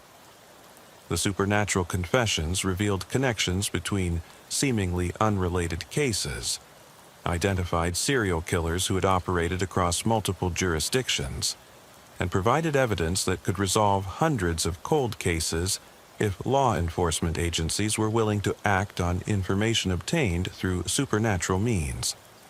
The intelligence gathered through the possessed suspects was consistently accurate when verified against existing evidence, suggesting that the supernatural confessions represented genuine communications from deceased criminals rather than psychological delusions or false memories. Rodriguez's supervisor, Captain Michael Chen, initially attributed the supernatural confessions to Rodriguez's exceptional interrogation skills and his ability to extract information from suspects through psychological manipulation. But his observation of the interview process revealed phenomena that clearly exceeded normal human capabilities. Chen witnessed suspects speaking in voices that didn't belong to them, providing information they couldn't possibly have known, and exhibiting behavior patterns that suggested they were no longer entirely themselves during the supernatural possessions. The investigation into the supernatural confessions revealed that similar incidents had been reported sporadically by other interrogators throughout the detention center's history. But these reports had been dismissed as stress-related hallucinations or attempts to seek attention and reassignment to different duties. The historical pattern of supernatural reports suggested that the interview facility had been experiencing paranormal phenomena for years, but the institutional culture had discouraged acknowledgement or investigation of such incidents. Technical analysis of the interview room revealed electromagnetic anomalies and temperature variations that could not be explained through conventional environmental factors or equipment malfunction. The anomalies were most pronounced during the overnight hours when Rodriguez conducted his interviews, suggesting that the isolation and reduced staffing of the graveyard shift created conditions that were conducive to supernatural manifestations and paranormal activity. The most disturbing supernatural confession occurred when Rodriguez was interviewing James Morrison, a middle-aged man who had been arrested for public intoxication, but who suddenly began describing his role in a satanic cult that had operated in the county during the 1980s, speaking in multiple voices that belonged to different deceased cult members while providing detailed information about ritual murders, child sacrifice, and the systematic abuse of victims who had been chosen for their vulnerability and isolation from protective social networks. Morrison's supernatural confession revealed the existence of a criminal conspiracy that had operated with impunity for over a decade, protected by influential community members who had participated in the cult's activities and had used their positions of authority to prevent investigation and prosecution of the crimes. The possessed suspect described underground facilities where rituals had been conducted, the identities of prominent citizens who had been involved in the cult's activities, and the locations of burial sites where victims had been disposed of after being tortured and murdered. The supernatural revelation of organized satanic crime created a crisis for the sheriff's department, which faced the possibility that respected community members might be exposed as participants in ritual murder and child abuse based on information obtained through supernatural possession of a drunk suspect who had no conscious knowledge of the crimes he was describing. The implications of the supernatural confession extended beyond individual criminal cases to suggest systematic corruption and conspiracy that had protected violent criminals for decades. Rodriguez's mental health deteriorated rapidly as he was forced to listen to increasingly graphic descriptions of ritual torture, child murder, and satanic abuse that exceeded normal human capacity to process and understand. The supernatural confessions included details about the systematic abuse of children, the torture of victims who had been kept alive for extended periods, and the consumption of human remains during ritual ceremonies that represented the absolute extremes of human evil and depravity. The psychological impact of witnessing supernatural confessions to the most heinous crimes imaginable created post-traumatic stress symptoms that affected Rodriguez's ability to function in his personal life and maintain his professional effectiveness as an interrogator. The constant exposure to detailed descriptions of violence against children and other vulnerable victims triggered anxiety, depression, and intrusive memories that interfered with his sleep, appetite, and ability to maintain normal social relationships. Dr. Patricia Williams, a trauma specialist consulted by the Sheriff's Department, evaluated Rodriguez's mental health status and found evidence of severe psychological trauma resulting from prolonged exposure to supernatural descriptions of extreme violence. Dr. Williams confirmed that Rodriguez was experiencing genuine psychological distress from real supernatural phenomena, but noted that continued exposure to such material would likely result in permanent psychological damage that could affect his ability to function in any capacity. The supernatural confessions reached their climax when Rodriguez was simultaneously interviewed by multiple possessed suspects who had been brought to the detention center on the same night, creating a cacophony of supernatural voices describing different crimes while providing overlapping testimony about criminal enterprises that had operated throughout the county's history. The overlapping confessions lasted for over 4 hours and revealed the existence of multiple criminal organizations that had been connected through shared membership, mutual protection agreements, and coordinated activities that had allowed them to operate with impunity for decades. The mass supernatural confession event provided law enforcement with intelligence that could potentially revolutionize their understanding of organized crime in the county. But the information had been obtained through supernatural means that challenged every assumption about criminal investigation and legal procedure. The possessed suspects described criminal activities that spanned multiple decades and involved hundreds of perpetrators, victims, and witnesses, creating a comprehensive picture of systematic criminality that had been hidden from law enforcement through corruption, intimidation, and violence.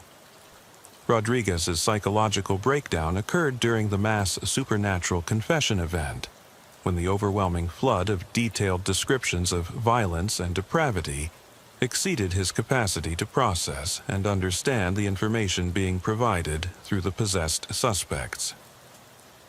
The combination of multiple supernatural voices describing different crimes simultaneously created a sensory overload that triggered a complete psychological collapse, leaving Rodriguez unable to continue his duties as an interrogator. The Sheriff's Department's response to Rodriguez's breakdown included immediate psychological intervention and medical leave that removed him from the detention center environment, where he had been exposed to supernatural phenomena that had caused severe psychological trauma. The interview room where the supernatural confessions had occurred was sealed, pending investigation, and overnight interrogations were suspended indefinitely while administrators attempted to understand and address the paranormal activity that had affected their operations. The investigation into the supernatural confessions revealed that the detention center had been built on the site of the original county jail, which had a history of violence and death that might have created conditions conducive to supernatural manifestations and paranormal activity. The accumulated trauma and suffering associated with decades of incarceration and criminal justice operations had apparently created a spiritual environment where deceased criminals could communicate through living prisoners who were vulnerable to supernatural influence. The supernatural confessions provided law enforcement with detailed information about hundreds of unsolved crimes, but the legal system had no framework for using evidence obtained through supernatural means in criminal prosecutions. The information was accurate when verified against existing evidence, but prosecutors and judges were reluctant to base criminal cases on confessions obtained through supernatural possession of suspects who had no conscious knowledge of the crimes they were describing. The ethical implications of using supernatural confessions in criminal investigations created complex moral dilemmas for law enforcement administrators who recognized the potential value of the information while acknowledging the psychological costs to personnel who were exposed to supernatural phenomena. The supernatural intelligence could potentially solve numerous cold cases and bring closure to victims' families, but the human cost of obtaining such information through supernatural means raised questions about whether the benefits justified the risks to officer mental health and psychological well-being. Rodriguez's departure from the sheriff's department following his psychological breakdown represented the loss of an experienced interrogator whose supernatural experiences had provided valuable intelligence about criminal activities, but whose mental health had been permanently damaged by exposure to supernatural phenomena that exceeded normal human capacity to process and understand. His case became a cautionary example within law enforcement about the psychological dangers of supernatural criminal investigation and the importance of protecting personnel from paranormal exposures that could cause lasting psychological harm. The detention center's interview facilities were extensively renovated following Rodriguez's breakdown, with new lighting, ventilation systems, and security measures designed to reduce the environmental factors that might contribute to supernatural manifestations. The overnight interview schedule was eliminated, and all prisoner interrogations were restricted to daylight hours when supervisory oversight was available, and the psychological pressure on individual officers was reduced through increased staffing and support. However, the supernatural confessions continued to occur sporadically in the renovated interview facilities, suggesting that the paranormal activity was not dependent on environmental conditions, but represented a genuine characteristic of the detention center that would affect any personnel assigned to conduct prisoner interviews, regardless of the precautions taken to prevent supernatural manifestations. The ongoing supernatural activity forced administrators to acknowledge that some aspects of criminal investigation might involve phenomena that exceeded normal understanding while requiring special protocols to protect personnel from psychological harm. Today, Rodriguez works as a private investigator specializing in missing persons cases, having developed techniques for gathering information and analyzing evidence that don't require direct contact with suspects or exposure to supernatural phenomena. His experience with supernatural confessions has given him unique insights into criminal psychology and the importance of protecting investigators from psychological trauma that can result from exposure to extreme violence and depravity. The Clearwater County Sheriff's Department has quietly established protocols for managing supernatural phenomena in criminal investigations, providing mental health support for personnel who report paranormal experiences while maintaining focus on conventional investigative methods that don't require officers to sacrifice their psychological well-being in pursuit of criminal intelligence. These protocols acknowledge that some aspects of criminal investigation may involve supernatural elements while emphasizing the importance of protecting personnel from psychological harm that can result from exposure to paranormal activity.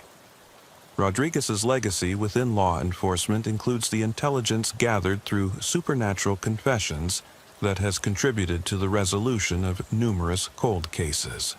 But his experience has also served as a cautionary example of the personal costs associated with supernatural criminal investigation. His case has demonstrated that some forms of criminal intelligence may be too psychologically demanding for human investigators to obtain safely, regardless of their potential value for solving crimes and achieving justice. The supernatural confessions that Rodriguez witnessed during his time as an overnight interrogator have been documented and preserved as potential evidence in cold cases, but the information remains largely unused due to legal and ethical concerns about basing criminal prosecutions on evidence obtained through supernatural means. The intelligence gathered through possessed suspects continues to provide investigative leads that can be pursued through conventional methods, but the supernatural source of the information creates complications that challenge normal criminal justice procedures. For Rodriguez, the transition away from supernatural criminal investigation has allowed him to continue serving victims and their families while protecting his mental health from further exposure to paranormal phenomena that had caused severe psychological trauma. His experience has shown that the boundary between normal criminal investigation and supernatural intelligence gathering may be more permeable than conventional understanding suggests, but that crossing that boundary carries psychological risks that require careful consideration and adequate support for personnel who encounter paranormal activity during their duties. The ongoing mystery of why deceased criminals are able to confess through living prisoners remains unsolved, but Rodriguez's experience has contributed to growing awareness within law enforcement that some criminal investigations may involve supernatural elements that require acknowledgement and management rather than denial or dismissal. His case has demonstrated that the psychological costs of supernatural criminal investigation may outweigh the benefits, even when the paranormal intelligence could potentially solve numerous cases and bring justice to victims who have waited decades for resolution. The detention center where Rodriguez conducted his supernatural interrogations continues to experience paranormal activity, with current staff reporting occasional incidents where prisoners provide information about crimes they couldn't possibly have known about through normal means. Whether these continuing supernatural manifestations represent ongoing attempts by deceased criminals to confess their crimes, or simply residual effects of the intense paranormal activity that Rodriguez experienced, remains unclear, but the phenomenon serves as a permanent reminder of the psychological dangers associated with supernatural criminal investigation, and the importance of protecting law enforcement personnel from paranormal exposures that can cause lasting psychological harm. The interview room where Rodriguez conducted his supernatural interrogations has been converted to storage use and is no longer used for prisoner interviews, but security personnel continue to report unusual activities in the area during overnight hours. The sealed room serves as a monument to the psychological costs of supernatural criminal investigation and the importance of recognizing that some forms of criminal intelligence may be too dangerous for human investigators to obtain safely, regardless of their potential value for solving crimes and achieving justice for victims and their families. Officer Jake Morrison had been driving the same patrol route through the industrial district of Camden, New Jersey, for 6 weeks when he first noticed the discrepancy. It was a small thing, barely worth mentioning, a building that seemed to be in a different location than he remembered. But Jake had an exceptional memory for spatial details, a skill that had made him valuable for surveillance work and crime scene documentation. The building in question was a defunct textile factory on Warehouse Row, a street lined with abandoned industrial structures that had been empty since the economic downturn of 2008. Jake was certain the factory had been the third building from the corner, but on the night of October 12, 2023, it appeared to be the fourth building from the corner. Probably just tired, he told himself, making a mental note to get more sleep. Night shift work had a way of playing tricks with perception, and Jake had been putting in overtime to cover for colleagues who were out sick. But 3 nights later, the building had moved again. Now it was the second building from the corner, and Jake was certain he wasn't imagining it. He parked his patrol car and walked the length of Warehouse Row, counting buildings and checking addresses. The numbers didn't match his memory or the street directory in his patrol car. "Unit 15, this is dispatch. What's your status?" Jake hesitated before responding. How do you report that buildings are moving around without sounding mentally unstable? "Unit 15, I'm conducting a welfare check on Warehouse Row. All quiet here." "Copy that, Unit 15. Jake photographed each building with his phone, making detailed notes about their positions and conditions. When he returned to the station at the end of his shift, he compared his photos to Street View images on Google Maps. The discrepancies were undeniable. Buildings that appeared in his photos didn't match their locations in the online images. Maybe the Google images are old, he reasoned, but the metadata showed they had been updated within the past year. Jake decided to document the phenomenon more systematically. Over the next week, he photographed Warehouse Row every night, always from the same position and angle. The results were impossible to dismiss. The buildings were moving. Not dramatically, not in ways that would be obvious to casual observation, but consistently and measurably. The defunct textile factory wasn't the only structure changing position. A 3-story brick warehouse would shift closer to or farther from the street. An old loading dock would appear on the north side of a building one night and the south side the next. The changes were subtle but consistent, as if the entire street was slowly rearranging itself. Jake's attempts to discuss the phenomenon with his partner, Officer Maria Santos, were met with polite skepticism. "Buildings don't move, Jake. Maybe you're looking at them from different angles, or the lighting is creating optical illusions." But Jake had been careful to photograph from the exact same position each night, using landmarks to ensure consistency. The evidence was clear, even if the explanation was beyond anything in his experience. On the night of October 25th, Jake decided to park on Warehouse Row and observe the buildings directly rather than just driving past. He positioned his patrol car at the end of the street with a clear view of all the structures and settled in to watch. For the first 2 hours, nothing unusual occurred. The buildings remained in their expected positions, dark and silent against the orange glow of the industrial district's security lighting. Jake was beginning to question his own observations when he noticed something that made his blood run cold. One of the buildings, a 4-story structure that housed an abandoned printing company, appeared to be breathing. The walls were expanding and contracting slightly, like a massive chest rising and falling with slow, deep respirations. Jake rubbed his eyes and looked again. The movement was subtle but undeniable. The building was definitely moving, its brick facade rippling with an organic rhythm that defied every law of physics and architecture he understood. He grabbed his radio to call for backup, then hesitated.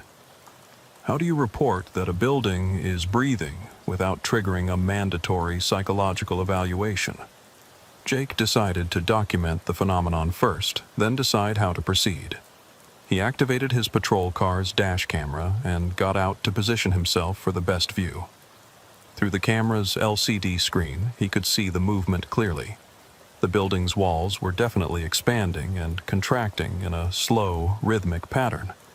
As Jake watched, other buildings on the street began to exhibit similar behavior.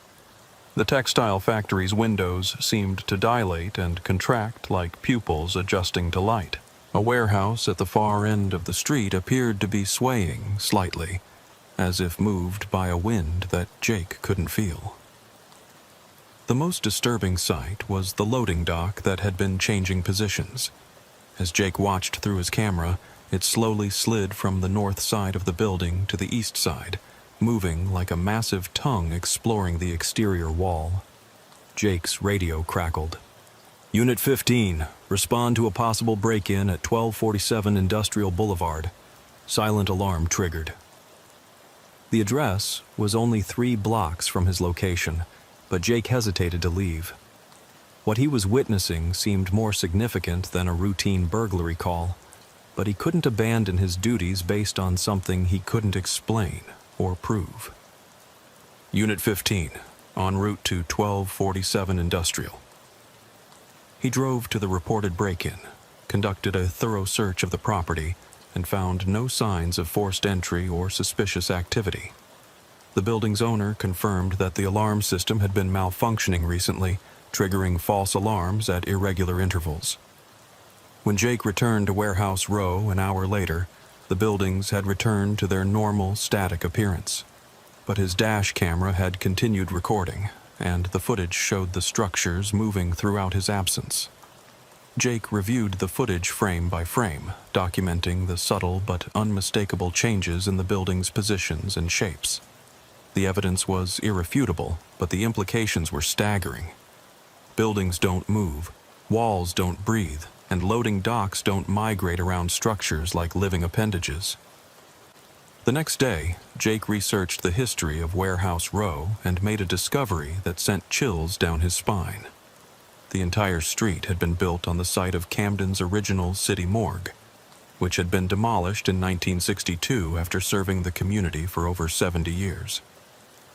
The morgue had been larger than initially realized, extending far underground with sub-basements that had housed refrigeration units and storage areas. When the building was demolished, the underground levels had been sealed rather than excavated, leaving a vast network of rooms and corridors beneath the current street. Jake found newspaper articles from 1963 describing problems with the construction of the industrial buildings. Several structures had experienced foundation issues, requiring extensive reinforcement to prevent settling. Workers had reported unusual sounds coming from beneath the construction sites, sounds described as moaning and shuffling that occurred primarily at night. One article, buried in the back pages of the Camden Courier, mentioned that construction had been delayed after workers refused to continue working on the evening shift. They claimed to have seen lights moving in the sealed underground areas and to have heard what sounded like voices calling from beneath the construction sites. "It's like something down there doesn't want to stay buried," one worker was quoted as saying. "The concrete we pour during the day cracks overnight, and sometimes we find handprints in the cement that weren't there when we left." The construction company had eventually completed the project using only day shift workers, but several buildings had required multiple attempts to establish stable foundations. The final structures were built with unusually deep foundation systems that extended well below the original morgue levels. Armed with this historical context, Jake began to develop a theory about what he was witnessing. The buildings on Warehouse Row weren't moving. They were settling and shifting as the underground structure beneath them continued to change. The sealed morgue levels might be experiencing some form of ongoing structural failure that was affecting the buildings above.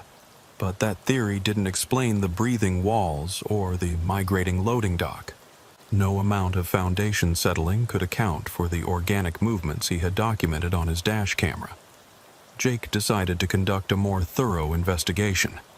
He researched property records, building permits, and geological surveys for the entire Warehouse Row area. What he discovered was more disturbing than he had anticipated. The buildings on Warehouse Row had been experiencing structural problems for decades. Foundation repairs, wall reinforcements, and roof replacements were documented with unusual frequency. But most concerning was a pattern in the maintenance records. Repairs were consistently needed after periods when workers reported unusual activity in the buildings. Unusual activity was never clearly defined in the records, but it consistently involved sounds, movements, and atmospheric changes that couldn't be attributed to normal structural settling or environmental factors. Jake found insurance claims dating back to the 1970s for damage that was described as unexplained structural failures.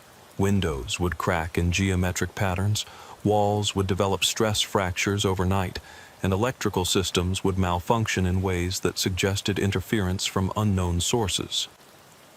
One particularly detailed report from 1987 described an incident where security guards had observed one of the buildings reshaping itself over the course of a single night. The guard's testimony was supported by photographs showing significant changes in the building's exterior configuration, but the insurance company had ultimately attributed the incident to a hoax or misidentification. Jake realized he needed to examine the buildings more closely.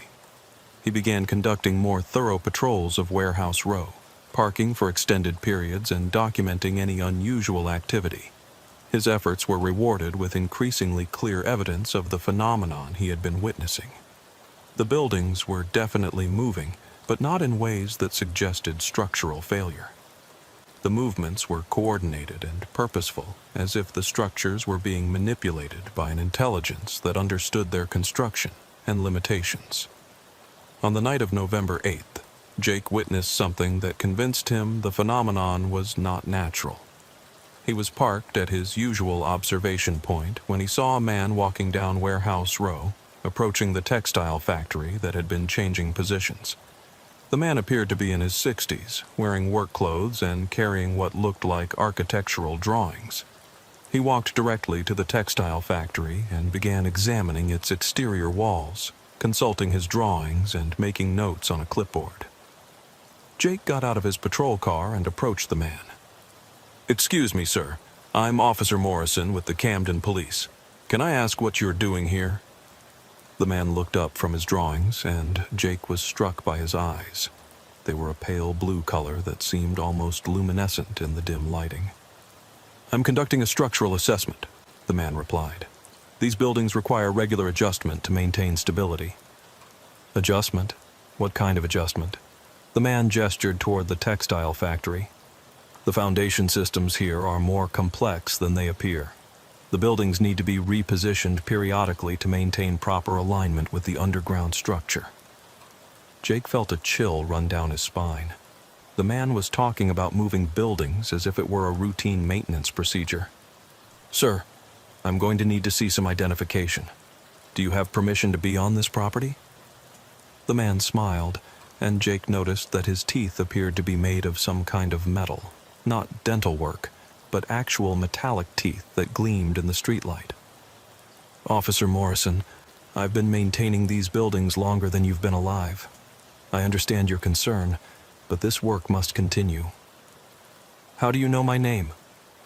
"The same way I know about your photographs and your research into the history of this area. You've been documenting our work quite thoroughly." Jake's hand moved instinctively toward his service weapon. The conversation had taken a turn that suggested the man knew far more about Jake's activities than any random person should. "Sir, I need you to come with me for questioning." The man consulted his drawings again, then looked up at the textile factory. "I'm afraid that's not possible tonight. We have a significant realignment scheduled, and my presence is required." As if responding to his words, the textile factory began to move. Not the subtle breathing motion Jake had observed before, but a clear, deliberate shift as the entire structure rotated slowly on its foundation. Jake watched in stunned silence as the building turned approximately 15 degrees, its new position aligning with some pattern or design that only the man with the metallic teeth seemed to understand. "The underground chambers require specific configurations to maintain proper ventilation," the man explained, as if moving buildings were the most natural thing in the world. The original architects understood this, but their plans were lost during the demolition in 1962. "What underground chambers? The morgue was sealed decades ago." The man's smile widened, revealing more of those disturbing metallic teeth. "Officer Morrison, the morgue was never sealed. It was expanded. The city of Camden sits on a foundation far more complex than your municipal records indicate." Jake grabbed his radio to call for backup, but the device produced only static. He tried his cell phone with the same result. No signal, despite being in an area with normally excellent coverage. "Communication difficulties are common during realignment procedures," the man observed. The electromagnetic fields generated by the repositioning process tend to interfere with electronic devices. Jake watched as two more buildings on Warehouse Row began to move, rotating and shifting like massive pieces in some incomprehensible puzzle. The loading dock he had seen migrating between buildings detached completely from its current structure and moved across the street to attach itself to a different warehouse. "This is impossible," Jake whispered. "Not impossible, Officer Morrison. Simply beyond the scope of what most people are prepared to accept. The buildings on Warehouse Row are not fixed structures. They are components in a larger system that extends far beneath the surface of your city." The man rolled up his architectural drawings and tucked them under his arm. "Your documentation of our activities has been noted and appreciated. However, we must ask that you discontinue your surveillance. The work we do here is essential, but must remain unobserved." "What work? What is this system you're talking about?" The man gestured toward the ground beneath their feet. "Camden was built on a foundation of death, Officer Morrison. Thousands of people passed through the original morgue over the decades it operated. Their remains were processed, stored, and eventually interred, but their presence left an imprint on the physical structure of this area." Jake felt his rational mind struggling to process what he was hearing. "You're talking about ghosts?" "Not ghosts, Officer Morrison. Architecture. The buildings above ground are connected to the chambers below by more than just physical foundations. The structures must be regularly adjusted to maintain proper balance between the world of the living and the world of the dead." As if to demonstrate his point, the man gestured toward the textile factory, which had completed its rotation and was now settling into its new position. The building's windows began to glow with a soft, pale light that seemed to come from within the structure itself. "The realignment allows proper energy flow between the levels," the man continued. "Without regular adjustment, the boundary between the worlds becomes unstable, and that instability manifests as structural problems in the buildings above." Jake stared at the glowing windows of the textile factory. The light was unlike anything he had ever seen. Not electric illumination, but something that seemed to have its own organic quality. "Who are you?" Jake asked. "I am the architect responsible for maintaining this system. I have been performing this function since the original morgue was constructed in 1891. The implications of that statement were staggering. If the man was telling the truth, he had been alive for over 130 years. But looking at his pale blue eyes and metallic teeth, Jake found himself believing something that defied every rational explanation. "The buildings will remain in their new positions for approximately 6 weeks," the man continued. "After that, another realignment will be necessary. We ask that you avoid documenting these procedures in the future." "And if I don't agree to that?" The man's expression became serious. "Officer Morrison, the work we do here is essential for maintaining the stability of your entire city. If the boundary between worlds becomes too unstable, the consequences would extend far beyond Warehouse Row." He pointed toward the downtown area visible in the distance. "Every building in Camden sits on the same foundation. If the underground chambers collapse or become misaligned, the entire city could experience what you might call supernatural flooding." Jake tried to imagine what supernatural flooding might mean and decided he didn't want to find out. "What do you want from me?" "Simply continue your regular patrols, but avoid extended observation of our activities. Report any structural problems you observe, but do not attempt to document or explain them. Some realities are too dangerous for official records." The man walked away, disappearing into the shadows between buildings with a fluidity that suggested he was more familiar with the darkness than any human should be. As he vanished, Jake's radio and cell phone suddenly regained their signals, crackling to life with accumulated messages from dispatch. Jake stood alone on Warehouse Row, surrounded by buildings that had returned to their normal, static appearance. but the textile factory's windows continued to glow with that strange, organic light, a reminder that what he had witnessed was real. Over the following weeks, Jake modified his patrol routine to spend less time on Warehouse Row.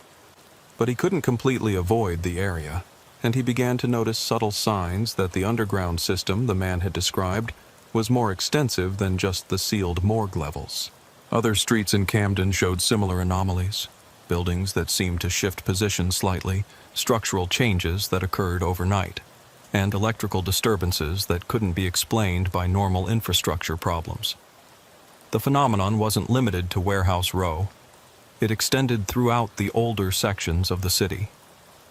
Jake began to understand that Camden existed on two levels: the visible city above ground and the invisible city below. The buildings residents and workers saw every day were just the surface manifestation of a much larger and more complex structure that extended deep into the earth. The question that haunted him was whether other cities had similar systems, and whether police officers around the country were unknowingly patrolling above networks of underground chambers that required regular maintenance by individuals who might not be entirely human.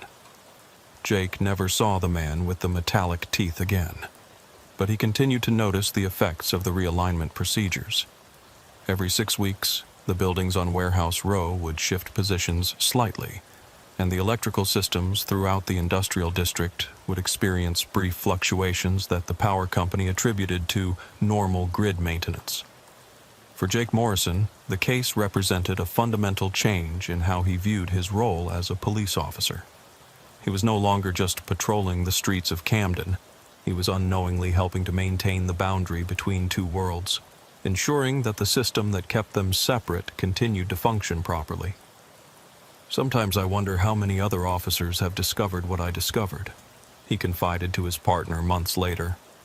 "And I wonder how many of them were given the same choice I was: ignore what they've seen and continue their normal duties, or risk destabilizing something that's been keeping their city safe for over a century." The buildings on Warehouse Row continue their periodic realignments, watched over by an architect whose age and nature remain mysteries.